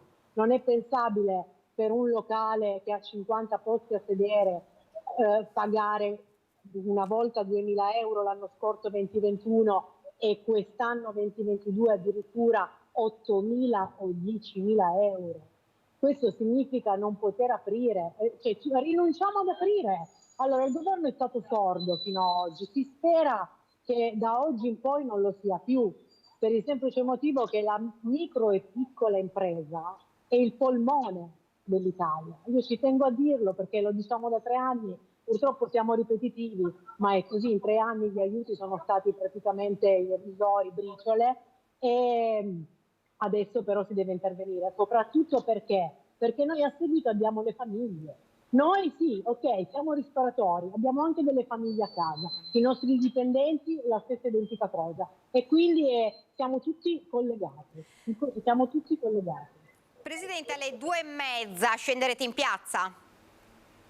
Alle 2:30 andrò in piazza, sì certo, ci sono diversi nostri associati che arrivano anche da altre regioni, saranno presenti e sono contentissima di dare solidarietà a tutti i cittadini italiani che in questi momenti stanno protestando, come per esempio oggi in contemporanea a Vicenza, ci saranno le famiglie in piazza, ma continueranno ad esserci anche sabato a Verona, ci sarà una piazza in piazza Cittadella alle ore 16 con dei comitati spontanei, Verona per la libertà, insomma ci stiamo dando da fare in tutti i sensi per smuovere l'opinione pubblica e non è tanto solo una questione di protesta, è proprio una questione di svegliare, perdonatemi, passatemi il termine, lo Stato di fronte alla precarietà e alla disperazione del popolo italiano. Presidente, è una questione di sopravvivenza vera e propria. Brava, certo, le nostre imprese stanno morendo, ma non è una frase fatta oppure essere pessimisti o eventualmente essere polemici rispetto a una cosa all'altra. Le bollette, i rincari in generale, le materie prime, tutto il carrello della spesa da sinistra che è salito all'11%, ci ricordiamo una partita del genere 40 anni fa, nel 1983 mi pare, e quindi è un problema di tutti, un problema mio, un problema suo, un problema del vicino, e non riuscire a portare poi da qui col senno del poi il piatto in tavola, insomma, non è una cosa gradevole, soprattutto perché ci sono attività cinquantennali, attività che conosco io da 60 anni che chiudono i battenti per sempre, e quindi il morire delle imprese italiane, sì, bisogna anche scendere in piazza. Siamo scesi in piazza tantissime volte dal 2020 e la protesta è anche questo e va in parallelo ovviamente con le richieste al governo e cercare il dialogo il più possibile con le istituzioni che però devono fare, per una volta devono aiutare il comparto e tutti gli altri collegati. Ecco, il terziario... No, dica pure. No, il terziario piangerà lacrime di sangue. Noi abbiamo fatto uscire un comunicato stampa, oltre ai rincari che hanno avuto anche loro, le famiglie purtroppo decideranno di tagliare su tutto il superfluo, i ristoranti, il parrucchiere, la scarpa, piuttosto che i trucchi, e quindi è tutto concatenato e soffriremo tutti. Chiederete un incontro ora al governo? Sì, noi quello puntiamo ovviamente a farci ascoltare e il governo attualmente in carica, oggi poi è un governo particolarmente simbolico, deve ascoltare, cioè, e deve veramente ascoltare, ma soprattutto non deve solo ascoltare e fare promesse, perché le promesse, grazie, ma siamo anche stanchi delle promesse, deve applicare le richieste. Oltretutto sono anche facilmente applicabili. Non si può pensare che dopo 2 anni, 3, insomma, di sofferenze noi possiamo avere ancora i soldi per ottemperare a tutti questi costi dopo che abbiamo passato più chiusure che aperture. Presidente, lei l'ha detto prima, in campagna elettorale sono state fatte tante promesse da parte un po' di tutti, adesso però ci vogliono i fatti. Allora, come sempre il loro lavoro è promettere, poi però bisogna vedere se mantengono. Io non posso dire di essere fiduciosa perché non lo sono, quindi sono molto realista in questo. Non penso che... Vediamo che cosa capiterà, non posso espormi perché il governo ancora deve ingranare, il nuovo governo, di conseguenza non mi posso pronunciare. Posso solo dire che ovviamente, come sempre, sono stati molto disponibili ad ascoltare, questo sì. Presidente, la ringrazio davvero, poi magari ci sentiremo in serata per vedere com'è andata poi questa manifestazione, per far sentire la propria voce su questa tematica. Volentieri. Grazie davvero Presidente. Grazie a voi. E dunque l'avete sentito, intorno alle 2:30 ci sarà questa manifestazione di protesta, ma più di protesta è far sentire la propria voce, perché l'avete sentito anche dalla Presidente, le imprese chiudono, gli artigiani chiudono i ristoranti, chiudono i bar, l'abbiamo visto, ne abbiamo anche parlato nel corso dei nostri telegiornali, è una situazione che sta diventando davvero drammatica e serve assolutamente un provvedimento immediato, veloce, non c'è più, ci dicono, l'attesa non è più possibile. E come avete sentito c'è una guerra al caro bollette, gli esercenti sono scesi in piazza e annunciano anche una protesta clamorosa che ci sarà oggi nel Vicentino. La gravissima crisi economica alle porte dell'inverno 2022 angoscia tutte le categorie economiche. La pandemia, la guerra in Ucraina, lo scatenarsi delle speculazioni stanno spingendo sempre più fuori controllo le dinamiche dei prezzi.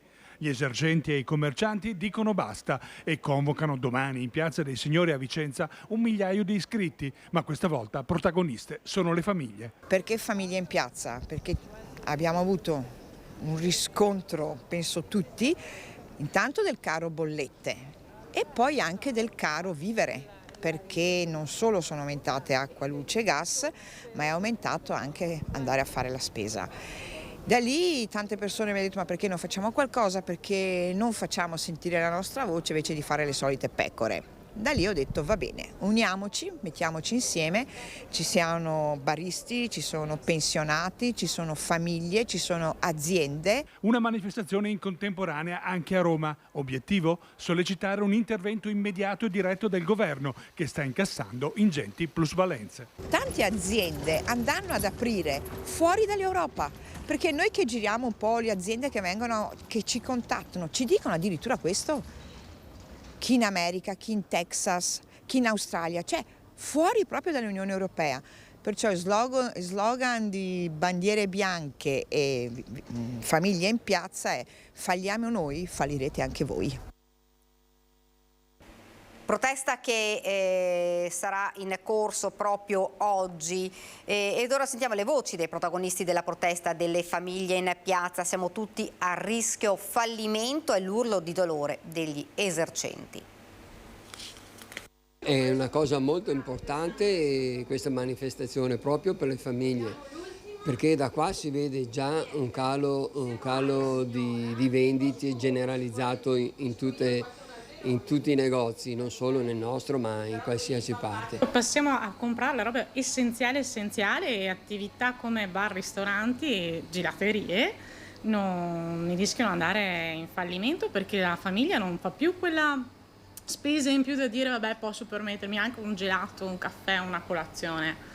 Quindi piuttosto si comprano le cose al supermercato. E i nostri clienti stanno sicuramente molto più attenti alla spesa, perché stanno dicendo che, non so, spegneranno il riscaldamento, abbasseranno i fornelli, quello sì. E le famiglie hanno questi rincari del bollette, la spesa, il carburante. È diventato veramente insostenibile, i conti non tornano più, la gente dovrebbe lavorare molte più ore di quelle che sta lavorando per potersi permettere di sostenere la famiglia e quindi si scende in piazza per protestare, perché l'unico che può fare qualcosa è il governo. È il governo che deve intervenire a bloccare queste speculazioni e che deve bloccare finalmente tutte queste cose che arrivano da altri paesi, dall'Olanda, dove stanno vendendo derivati, per far sì che le famiglie possano riprendere e a vivere. Tra le attività energivore i mulini a Cornuda, a bollette schizzate alle stelle per un'attività storica. Il titolare dice: ci sentiamo abbandonati. Sentiamo. Potremmo dire che un bel 6-7 volte più care dell'anno scorso. 6-7 volte. Non parliamo del doppio perché non è il doppio. È molto molto di più. Bolletta energetica alle stelle e i prossimi mesi rischiano di essere peggiori. È in questo scenario che realtà energivore come i mulini per la lavorazione della farina cercano di rimanere in equilibrio tra attività e conti da far tornare. Enrico Bertolo è il titolare dell'omonimo mulino fondato alla metà del 1700 a Castello di Godego, con sedi oggi a Pederobba e Cornuda. All'orizzonte alti costi, dice, ma soprattutto molte incognite, con la sola certezza che le spese aumenteranno. Progettare di superare questo momento è molto difficile. Noi stiamo vedendo se riusciamo a fare del fotovoltaico, stiamo vedendo se riusciamo a lavorare su turni, perché comunque magari l'energia costa meno di notte, e fermare l'impianto di giorno. Malgrado questa situazione, Enrico e la compagna Vannina hanno aperto a Cornuda, accanto al mulino, uno spazio dedicato a punto vendita dei prodotti e caffetteria. Un gettare il cuore oltre l'ostacolo, il suo, come pure dei tanti imprenditori che continuano a investire malgrado la situazione nazionale e internazionale, ai quali, dice, lo Stato e quindi il futuro governo devono stare accanto. Si ha l'idea quasi di essere stati abbandonati, ecco. Speriamo che lo Stato, chi per esso, insomma, ecco, ci dia una mano.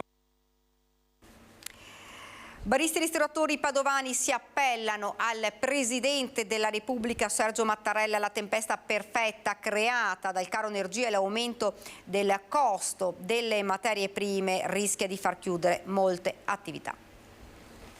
Non abbiamo più tempo. Ormai il fattore tempo è diventato il primo fattore critico nostro. Stiamo continuando a ricevere bollette stratosferiche. Il costo delle materie prime ormai ha raggiunto aumenti intorno al 200%. Cosa dobbiamo fare?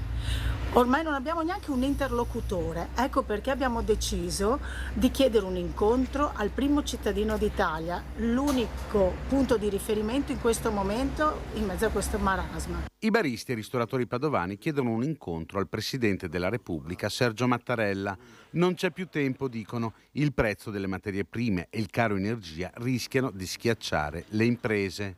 Dopo le manifestazioni, gli incontri coi politici e i suggerimenti sulle azioni da mettere in campo per il risparmio energetico, è stata così scritta una lettera indirizzata al Presidente della Repubblica che sarà firmata dal Presidente Appe, Erminio Alaimo, dalla Presidente del gruppo pasticceri Federica Luni, ma anche da centinaia di esercenti titolari di bar, ristoranti, pizzerie e pasticcerie. Abbiamo chiesto un appuntamento e abbiamo scritto una lettera col cuore in mano a nome non solo dei pubblici esercizi che rappresentiamo, 3.000 su Padova e provincia, ma a nome anche dei collaboratori, dipendenti, famiglie, perché se noi abbiamo problemi, anche le nostre famiglie hanno problemi. Ecco perché è partita la raccolta firme e lunedì 17 partirà la lettera indirizzata al Presidente dell'Italia, Sergio Mattarella. E si è parlato di energia e consumi anche durante la settimana europea dell'energia sostenibile che si è svolta nei giorni scorsi tra Portogruaro, Chioggia, Mestre e Venezia.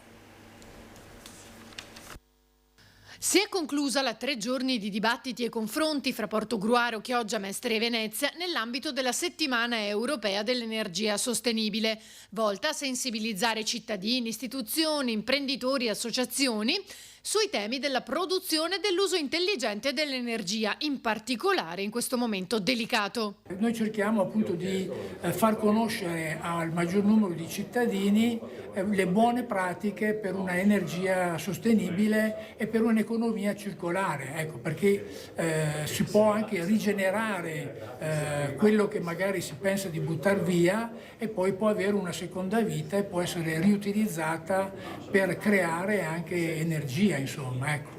Anche i piccoli gesti quotidiani possono essere importanti per dare nuova vita ai rifiuti e poterli riutilizzare per creare energia, come l'olio vegetale esausto che non è biodegradabile, quindi non va gettato nel lavello, ma conferendolo all'ecocentro si potrà riconvertire ad esempio in biocarburante e utilizzare come combustibile per i vaporetti a Venezia, così come si sta già facendo.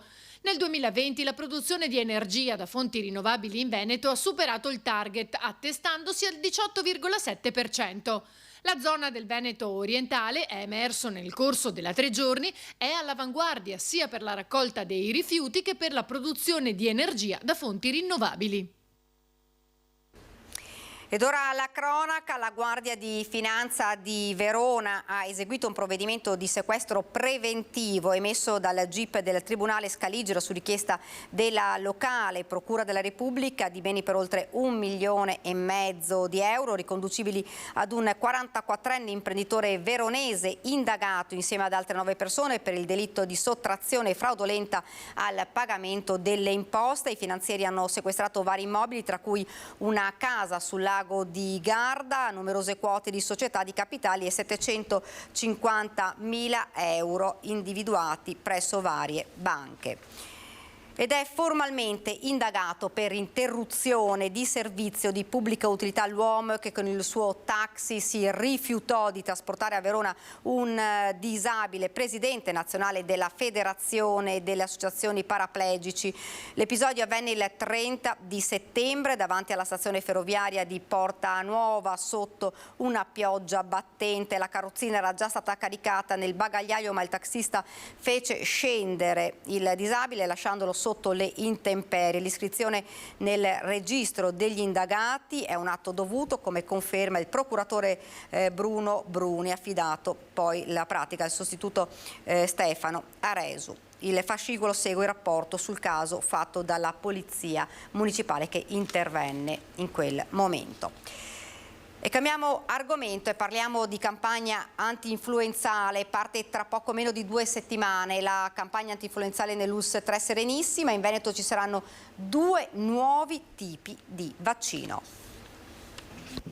Al via dal 24 ottobre la campagna vaccinale anti-influenzale nel veneziano. 115.000 dosi a disposizione dell'ULSS 3 Serenissima, con la possibilità di poterne acquisire un 20% in più qualora ce ne fosse richiesta. Noi stiamo lavorando in squadra, alla squadra nostra di operatori e con i medici di medicina generale, quest'anno ci sono anche le farmacie, i pediatri di libera scelta, e assieme vorremmo portare questo servizio più ampiamente diffuso su tutto il territorio dell'azienda.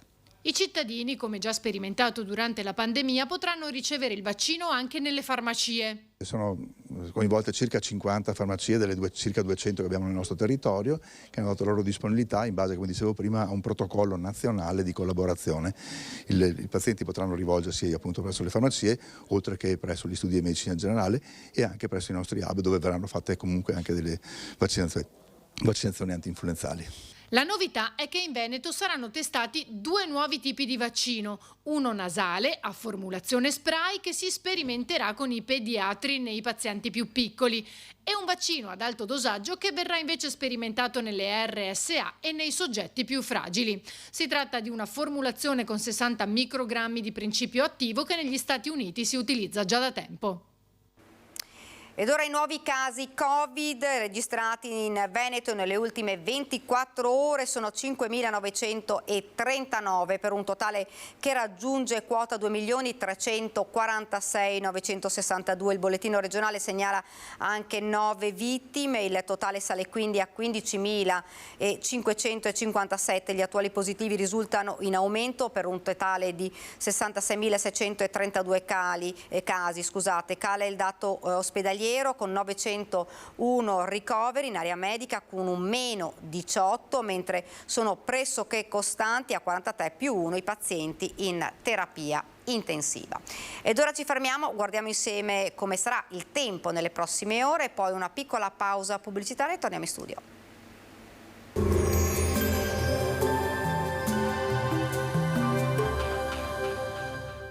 Tre Serramenti. Interni ed esterni per ristrutturazioni e nuove costruzioni. Benvenuti al meteo. Pressione atmosferica in aumento, bel tempo sul nostro territorio e clima molto mite, anomalo per il periodo. Vediamo insieme il dettaglio di giovedì 13 ottobre. Sul Veneto precipitazioni assenti, avremo un ampio soleggiamento come ci mostra la grafica con cielo sereno o al massimo poco nuvoloso. Nella seconda metà di giornata nuvolosità in aumento fino a cielo anche nuvoloso e coperto di sera. Temperature lievemente sopra la media stagionale, minime tra 8 e 14 gradi, massime invece comprese tra i 20 e i 23 gradi. Spostiamoci ora sul Friuli Venezia Giulia, sole prevalente su pianura e costa cielo limpido, sui monti un po' più di nubi.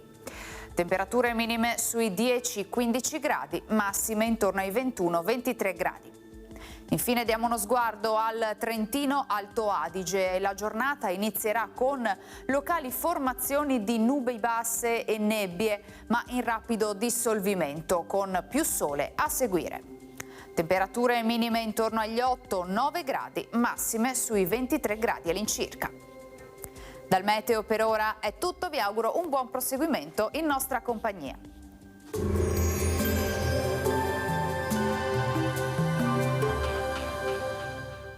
3S Serramenti, interni ed esterni per ristrutturazioni e nuove costruzioni.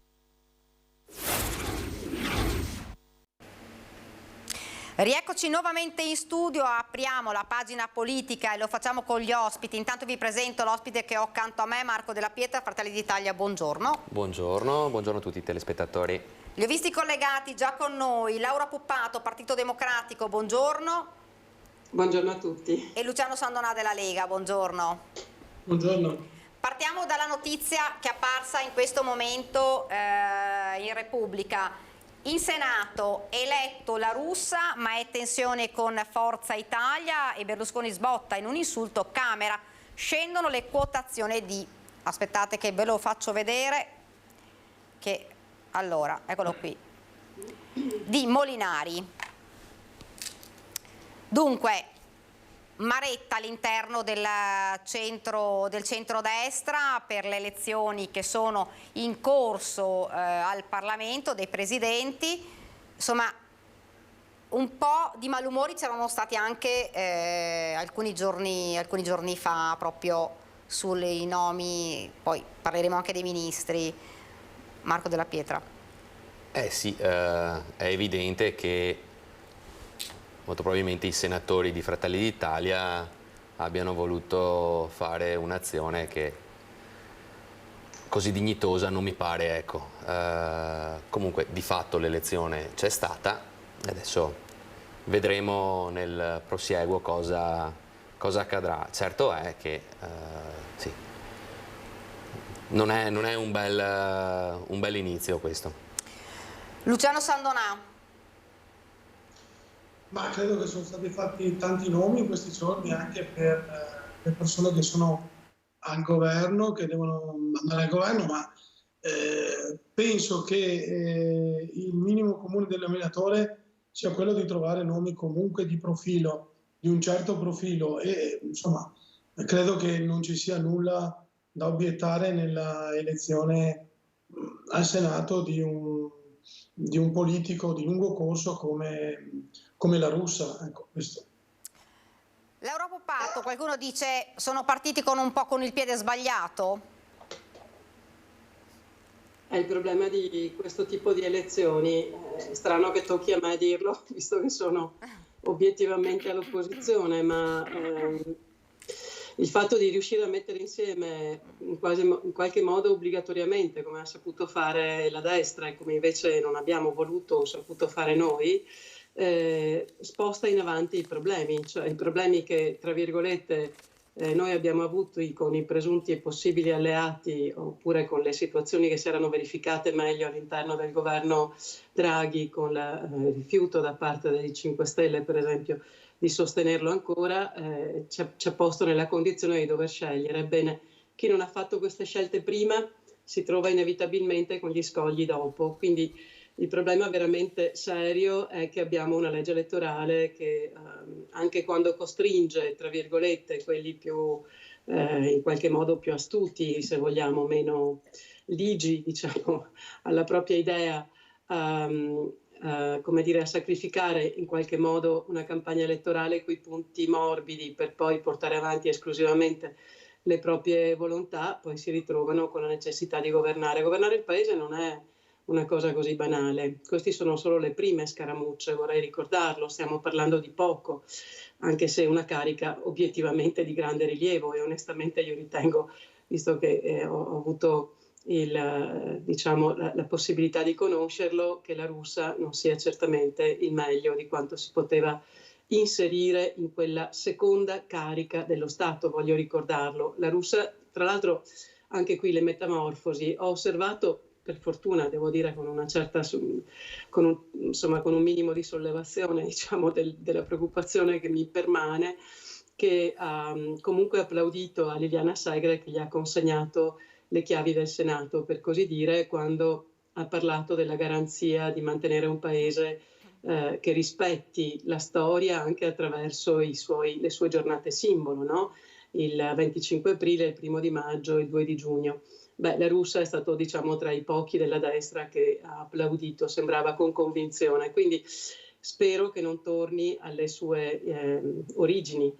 Sappiamo che lui per decenni ha invece negato la possibilità di mantenere, per esempio, il ricordo della resistenza italiana contro il fascismo come un elemento fondamentale. Sembrano banalità, non lo sono. È sbagliato quando ci si dimentica la storia per guardare solo avanti. Dobbiamo avere i piedi ben fondati, ben piantati sulla nostra vita precedente, su quella dei nostri padri e delle nostre madri. Marco, tornando a questa, non parliamo crisi, però queste scaramucce, diciamo, all'interno del centrodestra, c'è preoccupazione per questa coalizione, secondo te? Allora, io credo che ognuno giustamente mantiene le proprie posizioni. Non mi sarei aspettato altra analisi da un ex deputato, tra l'altro del PD, e comunque da chi è iscritto al PD. Io ricordo appunto questa legge elettorale, sono pienamente d'accordo con l'onorevole Puppato, perché effettivamente è questa che fa acqua. Certo. Quindi se ci fosse un po' di sicurezza in più magari non si avrebbero di questi problemi. Ricordo, ma non questo per dire che ora è meglio di prima, non voglio fare un discorso, metterla sulla competizione, però se andiamo a vedere il governo precedente, lì proprio è una cosa assurda. Parlo di tutti i 5 anni, no? 4 anni e rotti. Mai con quelli di Bibbiano, mai con i 5 Stelle, poi il secondo governo Conte di fatto. Quindi credo che ci siano stati dei governi che erano ben meno strutturati, ecco, di questo. Per cui sì, preoccupazione, è chiaro che dispiace perché non è una bella immagine quella che si dà, è oggettivo, però ecco, ripeto, l'elezione c'è stata. Quindi... Faccio rispondere a Laura Puppato rispetto a quello che ha detto Marco Della Pietra, e poi vorrei farvi vedere invece una dichiarazione su cui poi faremo i commenti. Laura. Sì, no, mi pare che siamo in linea almeno sulla questione relativa alla modalità con cui questo Paese procede alle elezioni, che finora non ha dato grandi soddisfazioni e non le sta dando neppure in questo momento. Io vorrei ricordare, visto che mi tocca, il calumet della pace tocca a me oggi, no? Forse perché essendo fuori da ogni stimolo e da ogni gioco riesco a vedere forse le cose con maggiore obiettività. C'è un tema grandissimo che purtroppo subito dopo le elezioni sottovalutiamo tutti. Io guardavo l'ultima Open Police e dava dei dati che onestamente pure io che guardo spesso, diciamo, i media e i giornali non mi ero reso conto della gravità che ha. 17 milioni di italiani non hanno votato. 17 milioni di italiani. Solo per fare un paragone, tutto il centrodestra, tutto, fa 12 milioni di voti. Quindi abbiamo 4 milioni e 700 mila voti non dati, d'accordo? In più della presunta maggioranza del Paese. Giorgia Meloni con il suo grande risultato del 27 quasi % ha 7 milioni di voti. Vogliamo dirlo che se non c'è un recupero della politica seriamente delle istituzioni è ad alto rischio questo paese, cioè perché il fatto della disaffezione non è solo la mancanza del voto, quella è l'ultima, no? L'ultimo momento, diciamo, di rifiuto, perché è un rifiuto il mancato voto, è quasi sempre un rifiuto. Nessuno merita, non c'è fiducia, punto. Quindi se continuiamo a crollare da questo punto di vista, il problema è la stabilità sociale, no?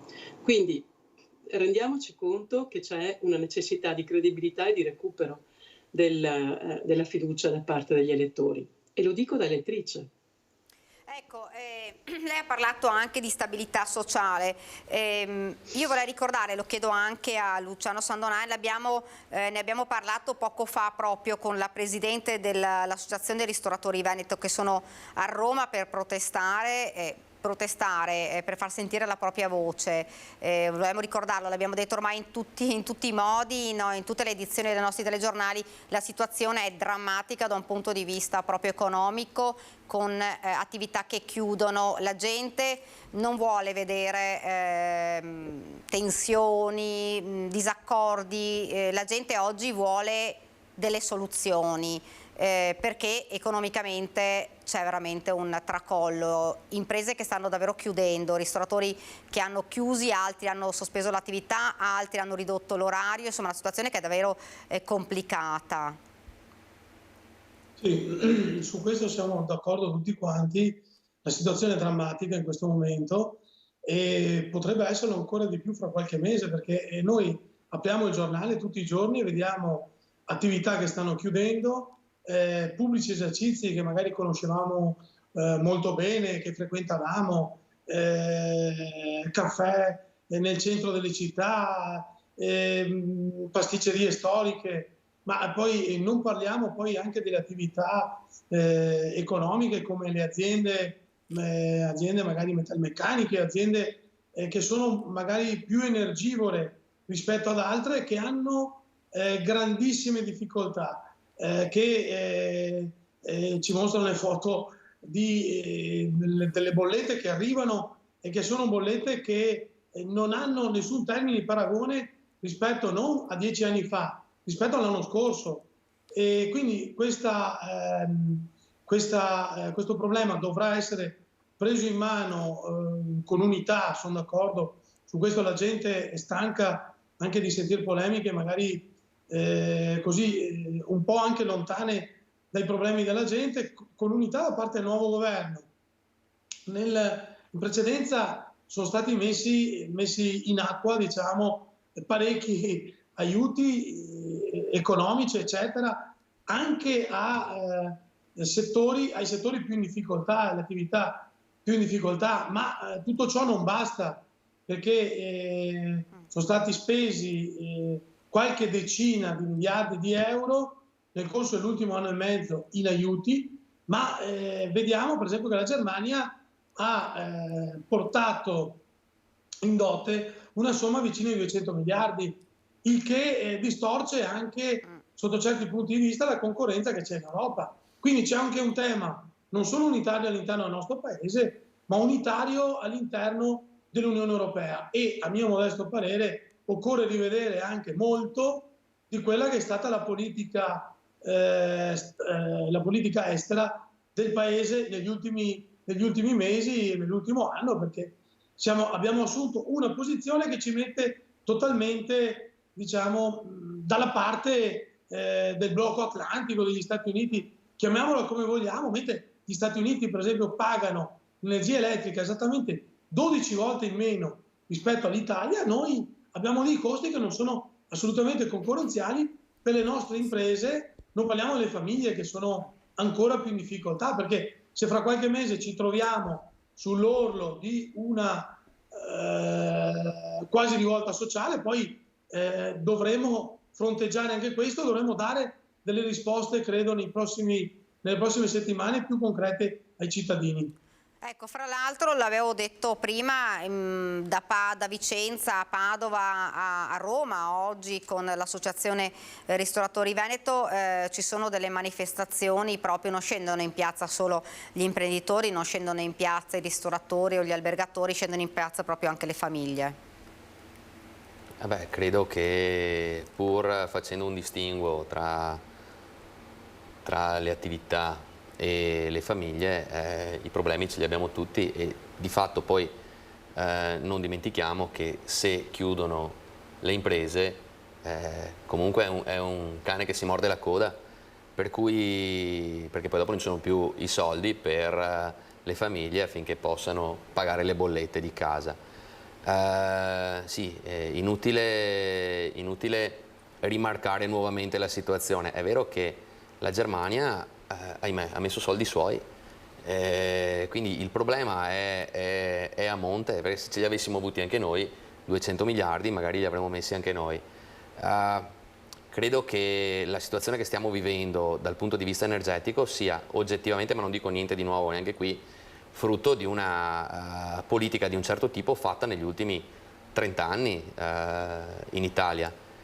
E le riserve, tra l'altro sento parlare molto di riserve, no? Perché abbiamo riserve, in realtà servirebbero ben poco, e quindi è chiaro che si debba fare adesso un'attività di diplomazia e di mediazione con chi fa la parte del leone, però per essere forti in Europa bisogna essere prima forti in Italia. Mi auguravo si potesse dimostrare sin da subito questa forza, ecco, magari oggi un po' meno, no? Però quello è l'importante, cioè dobbiamo essere forti prima in Italia e poi anche in Europa. Ecco Laura, fra l'altro oggi proprio Alessia Brescia, la Presidente dell'Associazione, ci diceva attenzione, perché è vero, lei è ristoratrice, parliamo di ristoranti, parliamo però, insomma, la gente non avendo più possibilità, perché poi, insomma, le bollette le deve pagare, altrimenti non può andare avanti, e lascerà tutte le cose che ritiene superflue, il parrucchiere, l'estetista, la pizza, per cui dice alla fine ci troveremo in una situazione davvero molto più complicata di quello che insomma si urla e si dice ora. Sì, ha fatto molto bene a dirlo, perché anche qui io mi scuso, ma stavolta faccio veramente una posizione un po' diversa rispetto al fatto che non considero possibile né accettabile che noi continuiamo con la logica di trovare il nemico fuori di noi, tanto meno in Europa. Io ci sono appena stata, insomma è abbastanza noto, perché lo dico in ogni trasmissione che mi capita di dirlo, che ho frequentazione con la Germania per ragioni di carattere familiare, e lì si continua a pagare il gasolio e la benzina ben oltre i 2 euro. 2,02 euro per la precisione per il gasolio. Quindi stanno venendo in Italia, giusto per dire, sia gli austriaci che i tedeschi a fare gasolio e benzina, li abbiamo visti con le file al Brennero. Allora, il tema è che dobbiamo veramente smetterla di guardare quello che gli altri possono, perché noi abbiamo fatto le cicale e abbiamo scialacquato. Io ho fatto gli incontri sull'energia, lo sto facendo, come molti sanno, insomma, da 20 anni, perché insomma, mi sono occupata di questo tema anche quando ero sindaco, va bene? Non ho visto le masse, non c'è stato un interesse vero, la politica stessa ha rinviato, e spesso e volentieri mi sono risentita anche con i miei per non avere la lucidità di guardare al futuro in un paese che ha delle risorse straordinarie. Solo il geotermico, anche questo è un dato che possiamo riscontrare tranquillamente nella realtà, il geotermico è una possibilità, una potenzialità che il nostro paese ha più e meglio degli altri, arrivando, secondo l'Enea, quindi non stiamo dicendo, come dire, l'ultimo che passa per strada, ma stiamo parlando della massima autorità dal punto di vista energetico italiano, può arrivare a 5 volte le capacità le necessità del paese. Abbiamo il DL aiuti. No? Sappiamo che nel DL aiuti, il numero 4, quello che Draghi, da persona qualificata, intelligente, innamorata del suo paese senza fare il sovranista, perché non serve fare i sovranisti per essere innamorati del proprio paese, se la propria collocazione è ben chiara, forse abbiamo più titolo per ottenere quello che ci spetta altrove, va bene, e cioè in Europa. Draghi, da persona seria, sta lavorando e ha lavorato anche in questi giorni, vorrei dire anche in questi mesi, con Meloni, perché sapeva che sarebbe stata lei la Premier, va bene, e ha concordato determinate cose da inserire nel DL aiuti, tra cui i ristoratori, eccetera, eccetera. Ma è chiaro che la situazione è molto difficile, quindi dobbiamo correre, ma velocemente, ai ripari, progettando che cosa? Mettendo in campo quello che possiamo fare come italiani, perché, ripeto, le opportunità ci sono e bisogna finalmente sdoganarle. 2, l'Europa. L'Europa non è qualcosa da criticare, signori, non solo per il PNRR che conosciamo tutti e sono oltre 200 miliardi che stiamo mettendo in ogni dove, sanità e tra l'altro energia non di meno, perché mi pare siano 37 miliardi, ma vado a memoria per l'energia. Per la parte, finisco subito, scusami, vorrei ricordare che se siamo sopravvissuti e siamo stati il primo paese come PIL in incremento per 2 anni, va bene? Dopo la pandemia, anzi all'interno della pandemia vorrei dire, perché non siamo ancora usciti da questa pandemia, abbiamo visto i dati prima, SURE è stata l'operazione di oltre 30 miliardi messa in campo per le casse integrazioni, quindi è l'Europa la salvaguardia di questo nostro paese oggi, nell'immediato. Gestiamola bene questa cosa, perché se andiamo invece a dire la Germania fa quello che non dovrebbe fare, quando la Germania comunque, insomma, anche se adesso sembra ci sia una piccola retromarcia, ma aveva messo in conto di poter limare, diciamo, quei 200 miliardi e ragionare in termini collettivi e collegiali. Se non ragioniamo in termini collettivi e collegiali, noi purtroppo siamo sfavoriti, non favoriti da questa contingenza e da queste difficoltà. Ecco, magari chiedo di fare interventi un po' più brevi, se no non riusciamo a fare il giro. Sì. No, Sì. per tanti argomenti. Vedevo prima che... No, è che dico, alla fine abbiamo detto la stessa cosa, cioè, poi dopo magari con sfumature diverse, ma nessuno ha detto che la Germania abbia fatto bene o meno. Però il fatto di avere la possibilità di farlo e il fatto di avere i problemi nell'immediato, magari, ecco, non vanno proprio a braccetto. Questo era il senso dell'intervento mio. Poi che dopo effettivamente le possibilità ci siano e, l'ho detto prima, frutto magari di una politica trentennale, e dico trentennale perché quella prima magari me la ricordo un po' meno, un po' ecco col paraocchi. Certo. A volte anche in nome di un green che poi tanto green non era, perché diciamoci anche questo, ci siamo a volte nascosti, o meglio abbiamo preso delle decisioni così per far vedere che eravamo più ambientalisti di tanti altri, quando magari... Io vorrei invece adesso farvi vedere però un video per cambiare un attimo argomento. Che in tema di autonomia abbiamo avuto delle dichiarazioni shock del leghista Massimo Bitonci lunedì sera a Focus, il talk show condotto dal nostro direttore Bacialli su Rete Veneta. Ha sbagliato chiedere 23 materie tutte insieme, dunque contro la linea Zaia. Sentiamolo e poi magari lo commentiamo. Poi se mi chiedete tecnicamente cosa penso sull'addizionale e sulle compartecipazioni, cos'è il federalismo, cos'è l'autonomia, perché nel primo governo Conte 1 non siamo riusciti a portare a casa l'autonomia, e allora tecnicamente, come altre volte, potrei dire nel momento in cui chiedi 23 materie in un anno è difficile, magari come succederà adesso fra qualche settimana.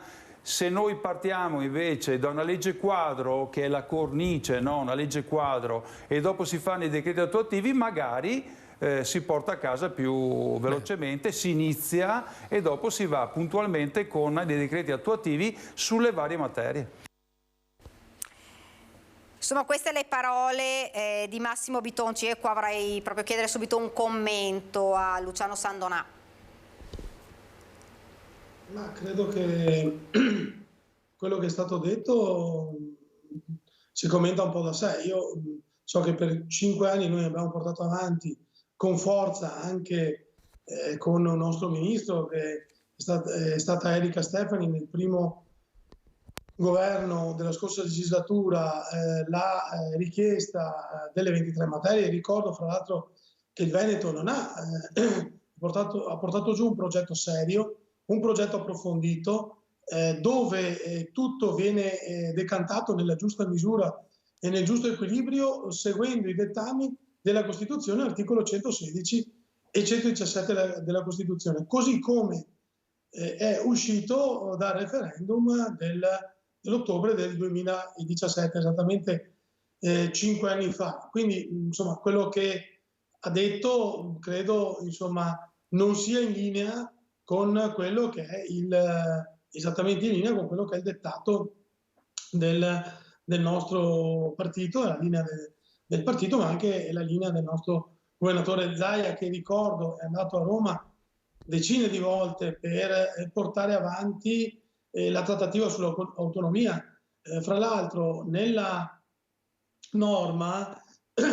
norme che prevedono la contrattazione fra il governo e il governo regionale, il governo nazionale e il governo regionale, l'autonomia deve essere accettata e controfirmata anche dal Presidente della Regione, che è stato sempre molto chiaro in materia. Ha detto: noi non ci accontenteremo di portare a casa così 2 briciole giusto per dire, per mettere un titolo che abbiamo portato a casa qualcosa di autonomia. Vogliamo un progetto serio che sia in linea con i dettami del Veneto, del nostro progetto di legge che abbiamo approvato, ricordo, qualche settimana dopo al referendum, e che sia in linea con il voto dei Veneti, che è stato un voto, ricordo a tutti, plebiscitario in materia di autonomia.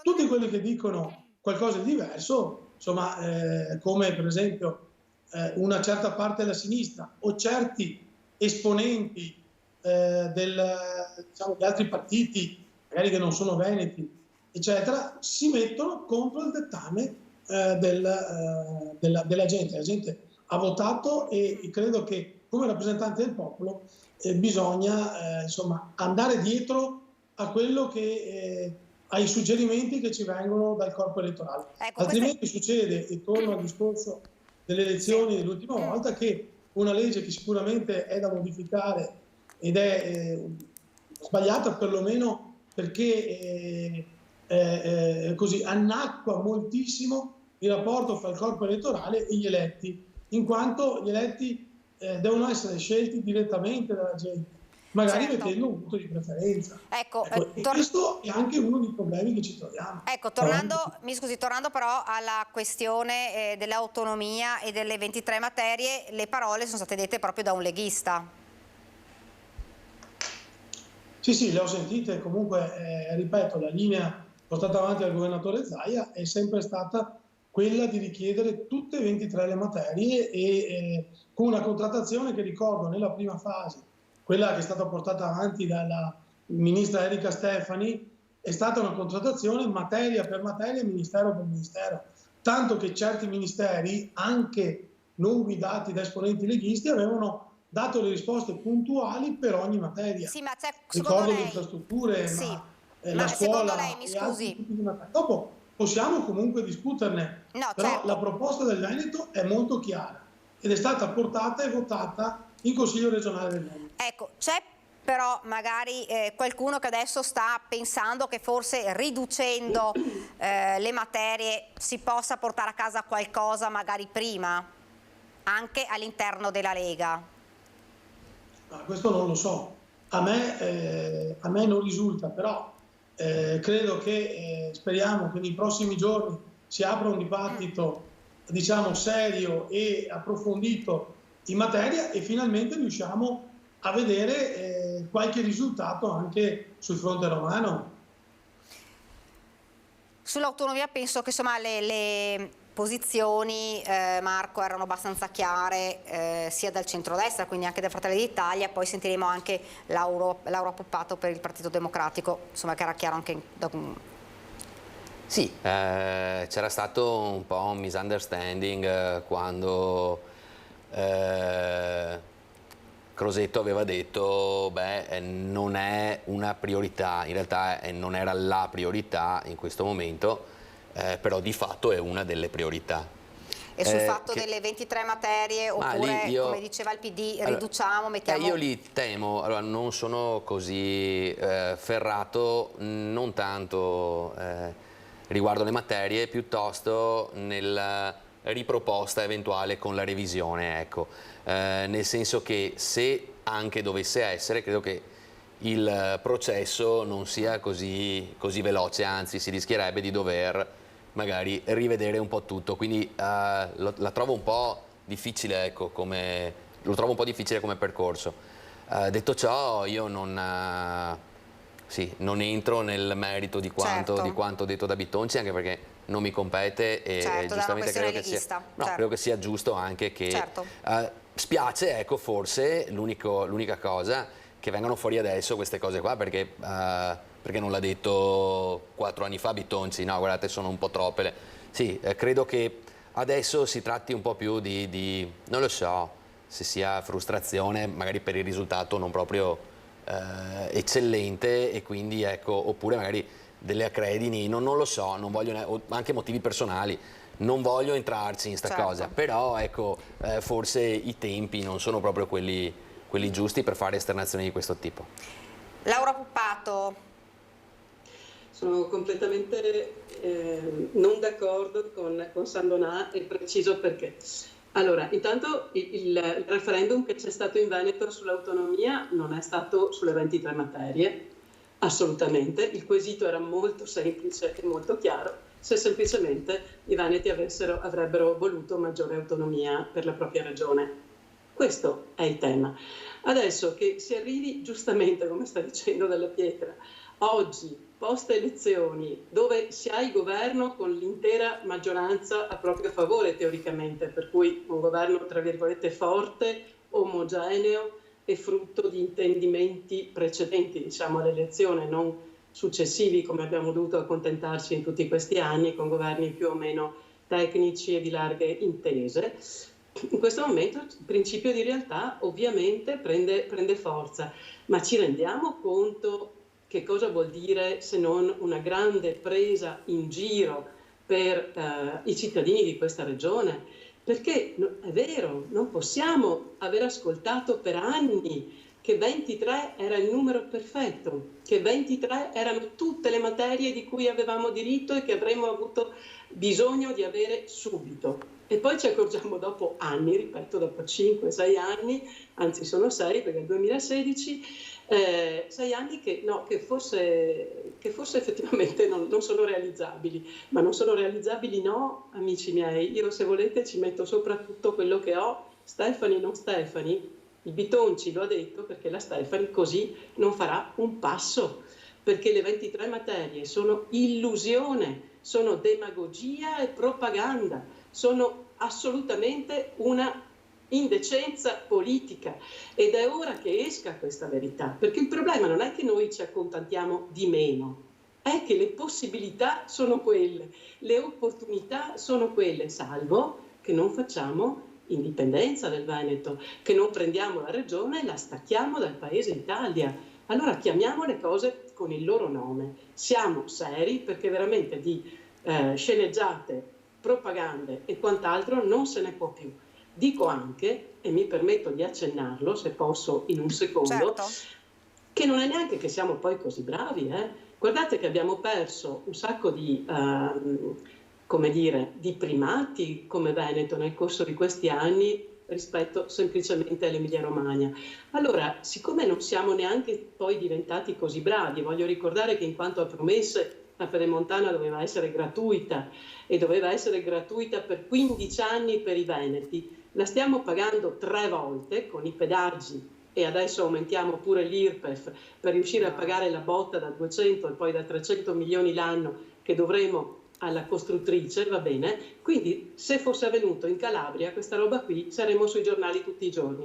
Siccome il Veneto si arrangia, in qualche modo i cittadini veneti vengono spremuti e alla fine pagano, stavolta pagano gli errori purtroppo della Giunta regionale del Veneto. Quindi finiamola di fare, coloro che continuano a raccontare una storia non vera. Finalmente qualcuno ha avuto il coraggio di dire che adesso non se ne può più, è meglio andare a chiedere ciò che è lecito. Sandonà, le 23 materie è un'illusione? Ma io a questo punto mi chiedo perché abbiamo chiesto le 23 materie. Le abbiamo chieste perché sono stabilite dagli articoli 116 e 117 della Costituzione le 23 materie. E poi perché non dovevamo chiederne 7 come dice il PD, anzi 5 come dice il PD Veneto, quindi noi le chiamiamo le sottomaterie, e noi invece 7 o 4 o 3. Le abbiamo chieste perché il progetto della Regione Veneto non è, come dice l'onorevole Pippato, un'indecenza, è un progetto serio che non ha niente a che vedere con l'indipendenza, perché altrimenti parleremo della stessa cosa anche in Alto Adige. Invece l'Alto Adige, a quel che mi risulta, è una provincia autonoma che è all'interno dello Stato italiano e ha ben oltre le 23 materie dell'articolo 116, perché ha una compartecipazione diretta anche ai tributi statali, oltre ad altri vantaggi di origine fiscale. Questo è quello che ha chiesto in maniera molto seria il Veneto. Magari l'avremmo fatto in maniera troppo seria rispetto a coloro che ci siamo trovati davanti a Roma. Non so se avete idea dei burocrati che girano a Roma, che non vogliono assolutamente perdere parte del loro potere, diciamo, decisionale anche relativo al Veneto. Ricordo sempre che il Veneto lascia generosamente ogni anno 15 miliardi di euro di residuo fiscale. Non sono conti fatti diciamo con la carta da formaio, sono conti precisi e che ci vengono dati da studi della CGA di Mestre.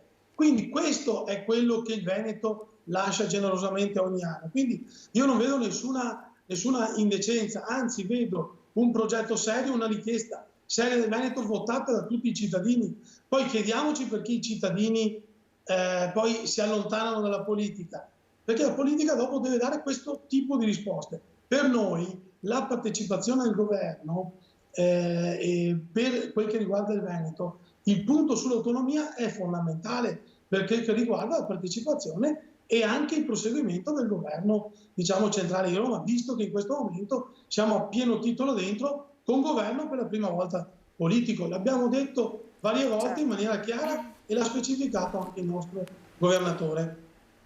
Io mi fermo un attimo perché c'è una piccola pausa pubblicitaria, poi vorrei anche parlare con voi di un fatto gravissimo che è successo a Treviso e di cui vorrei insomma fare un accenno, perché ne abbiamo aperto questa edizione con una rissa ed un morto ieri sera in zona Fiera. Ci fermiamo, qualche istante di pubblicità, poi torniamo.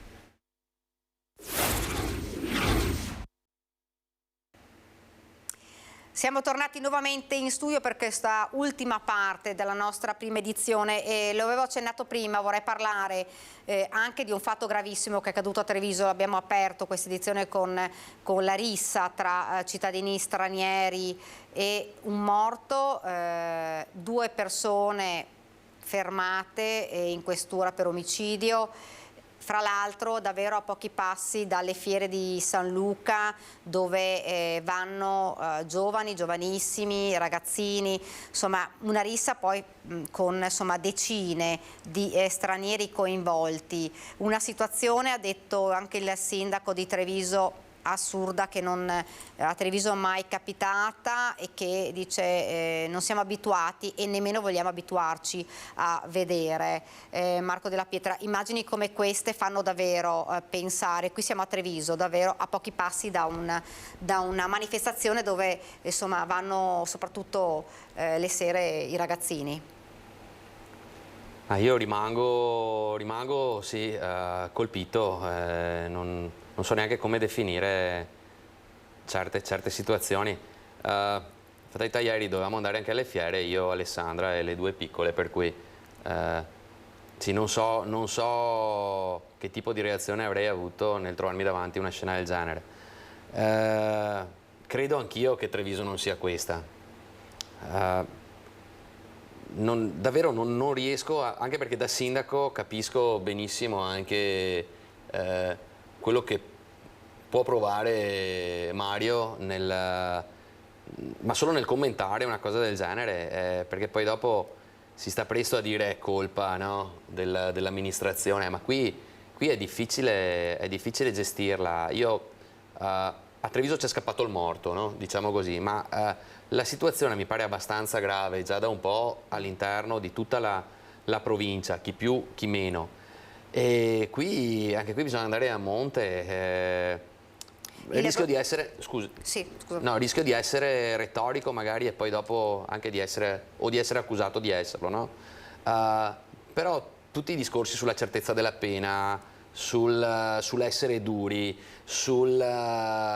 sull'aumento anche numerico delle forze dell'ordine sul territorio, su un certo tipo di progettualità, rischiano di essere ridondanti, però è così, cioè, altrimenti si arriva a questo, si arriva a che arriva una macchina, scendono una macchina, un furgone, quello che è, scendono in 20 e ammazzano di botte una persona alle 10 di sera davanti a tutti. Credo che si sia ormai trasceso quello che era il limite, perché quando ero giovane anch'io alle sagre succedevano che si facevano queste baruffe tra varie compagnie. Adesso non voglio giustificare quello che accadeva, ma caspita, c'è scappato il morto.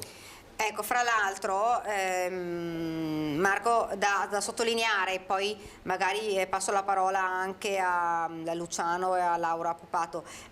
I cittadini che abbiamo sentito ai nostri microfoni proprio nel luogo della tragedia si sono barricati letteralmente in casa. Paura perché c'erano tanti e armati di coltello, cioè una situazione davvero che sembra... Mazze, coltelli, c'è qualche testimone ha detto che ha visto anche una pistola. E cosa pretendi che facciano i cittadini se non barricarsi? Cioè, cosa vai a fare l'eroe per rischiare di prenderti anche una coltellata o una bastonata o un proiettile? Cioè, la situazione è decisamente trascesa. Ecco, il presidente Zaia diceva quello che dicevi tu prima, ci vuole davvero, sembra che lo si dica sempre, ma la certezza della pena, queste cose non possono passare impunite o comunque, diciamo, lasciatemi punite poco, insomma, queste cose vanno prese sul serio, sì. Perché anche i cittadini barricati non solo a casa ma addirittura nel bar di fronte, perché avevano davvero ovviamente preso non paura ma terrorizzati. Laura Puppato, bisogna fare di più anche da questo punto di vista.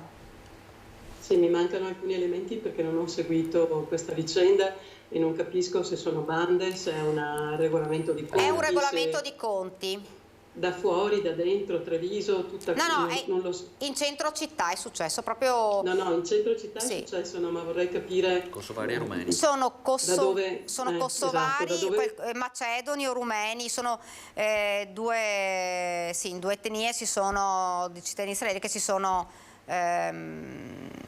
c'è stata questa rissa, è arrivato un furgone, sono scesi proprio un regolamento. Giovanissimi, se siano, perché ovviamente le questioni... No, sono uomini, perché la persona morta mi pare che abbia sui 40 anni, quindi proprio non giovanissimi.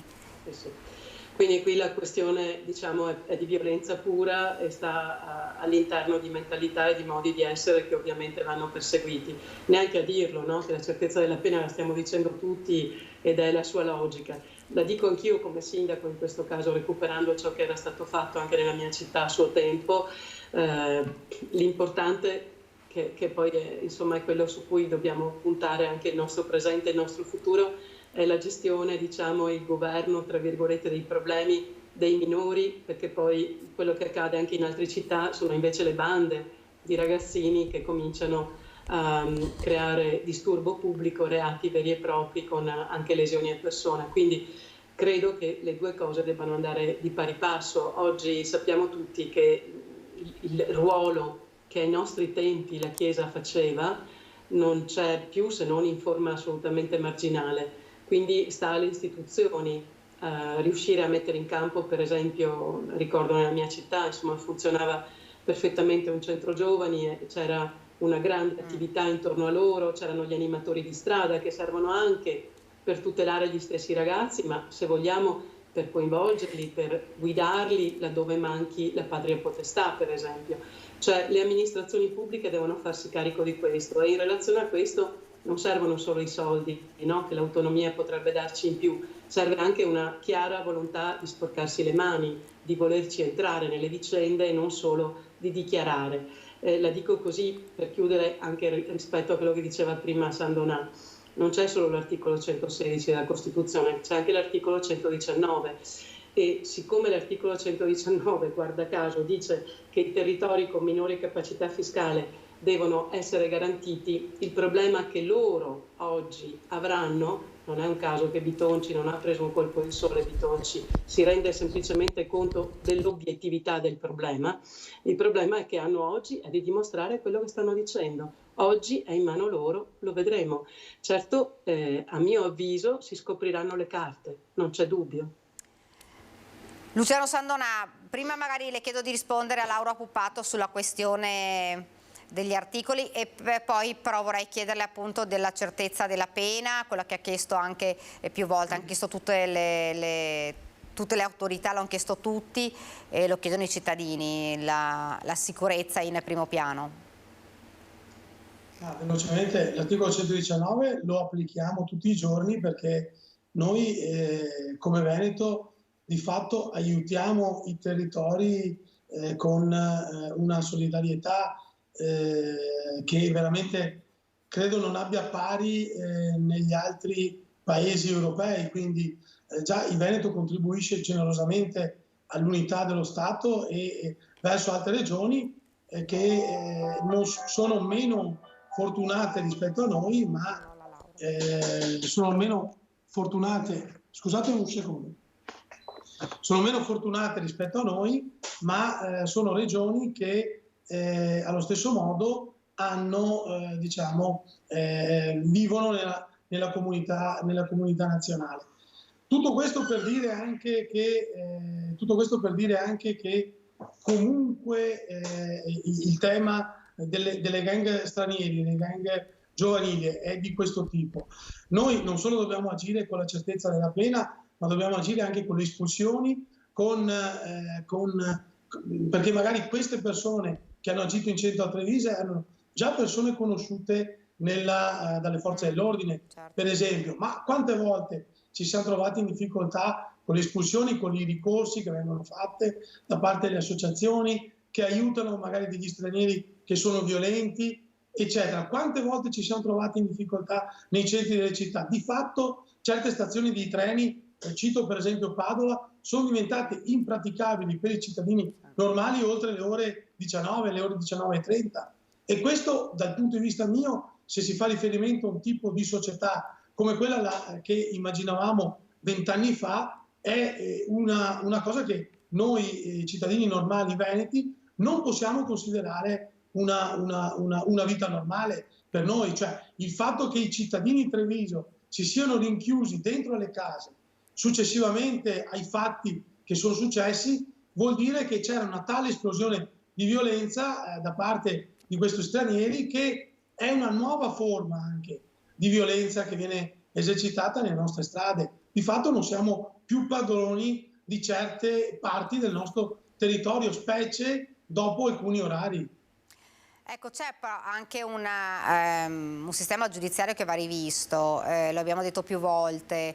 Le forze dell'ordine hanno davvero le mani legate, Marco, perché vengono insomma presi e poi purtroppo per qualsiasi tipo di cavillo vengono rimessi in libertà. Sì, credo ci sia anche un sentimento di frustrazione da parte di molte forze dell'ordine, perché magari certi arresti, certe operazioni richiedono anche del tempo, richiedono sforzi enormi, richiedono anche sacrifici, perché sai, anche non vedere la tua famiglia magari per settimane perché devi stare dietro e poi dopo vederseli appunto per cavilli fuori dopo 2 giorni, credo che la frustrazione la faccia da padrone. No, io chiaramente ho parlato prima di tutta la parte di repressione, no? E di punizione. È chiaro che c'è tutta una parte di prevenzione che deve essere messa in atto dalle istituzioni. È vero anche che non sempre si riesce ad agire ad ampio raggio e non sempre le politiche sono condivise, quindi bisognerebbe arrivare a ad essere un po' più omogenei, ecco, anche negli interventi. Vero è che tutti i nostri territori omogenei non lo sono, però magari per un certo tipo di problematiche sarebbe da condividere, no? Io parlo da sindaco di Spresiano. A Spresiano avevamo già 7 anni fa, quando ho iniziato, per dire il 25% di studenti stranieri alle scuole medie, e tra l'altro tutti di seconda generazione, perché appunto a Spresiano c'è stato un forte fenomeno di immigrazione e chiaramente siamo dovuti intervenire già da subito. Quindi adesso magari un certo tipo di problemi, di problematiche, sappiamo gestirle, magari a differenza di qualcuno che le problematiche se le vede arrivare Certo. o se le ha viste arrivare un po' più recentemente. Ecco. Quindi assolutamente d'accordo sulla prevenzione. Certo. Siamo arrivati al termine purtroppo di questa edizione, ci sarebbe davvero molto da dire, ci saranno anche molti commenti, molte opinioni, ci saranno nei nostri telegiornali ovviamente la ricostruzione di quello che è accaduto ieri sera in tarda serata. Vi ricordo, una persona è stata accoltellata, ci sono 7 persone che sono dovute ricorrere alle cure dei sanitari.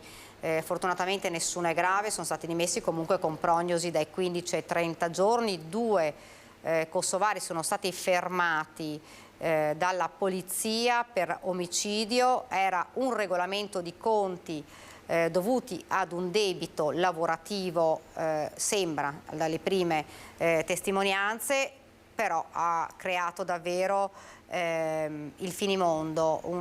In una mezz'ora una trentina di persone, non giovani, c'è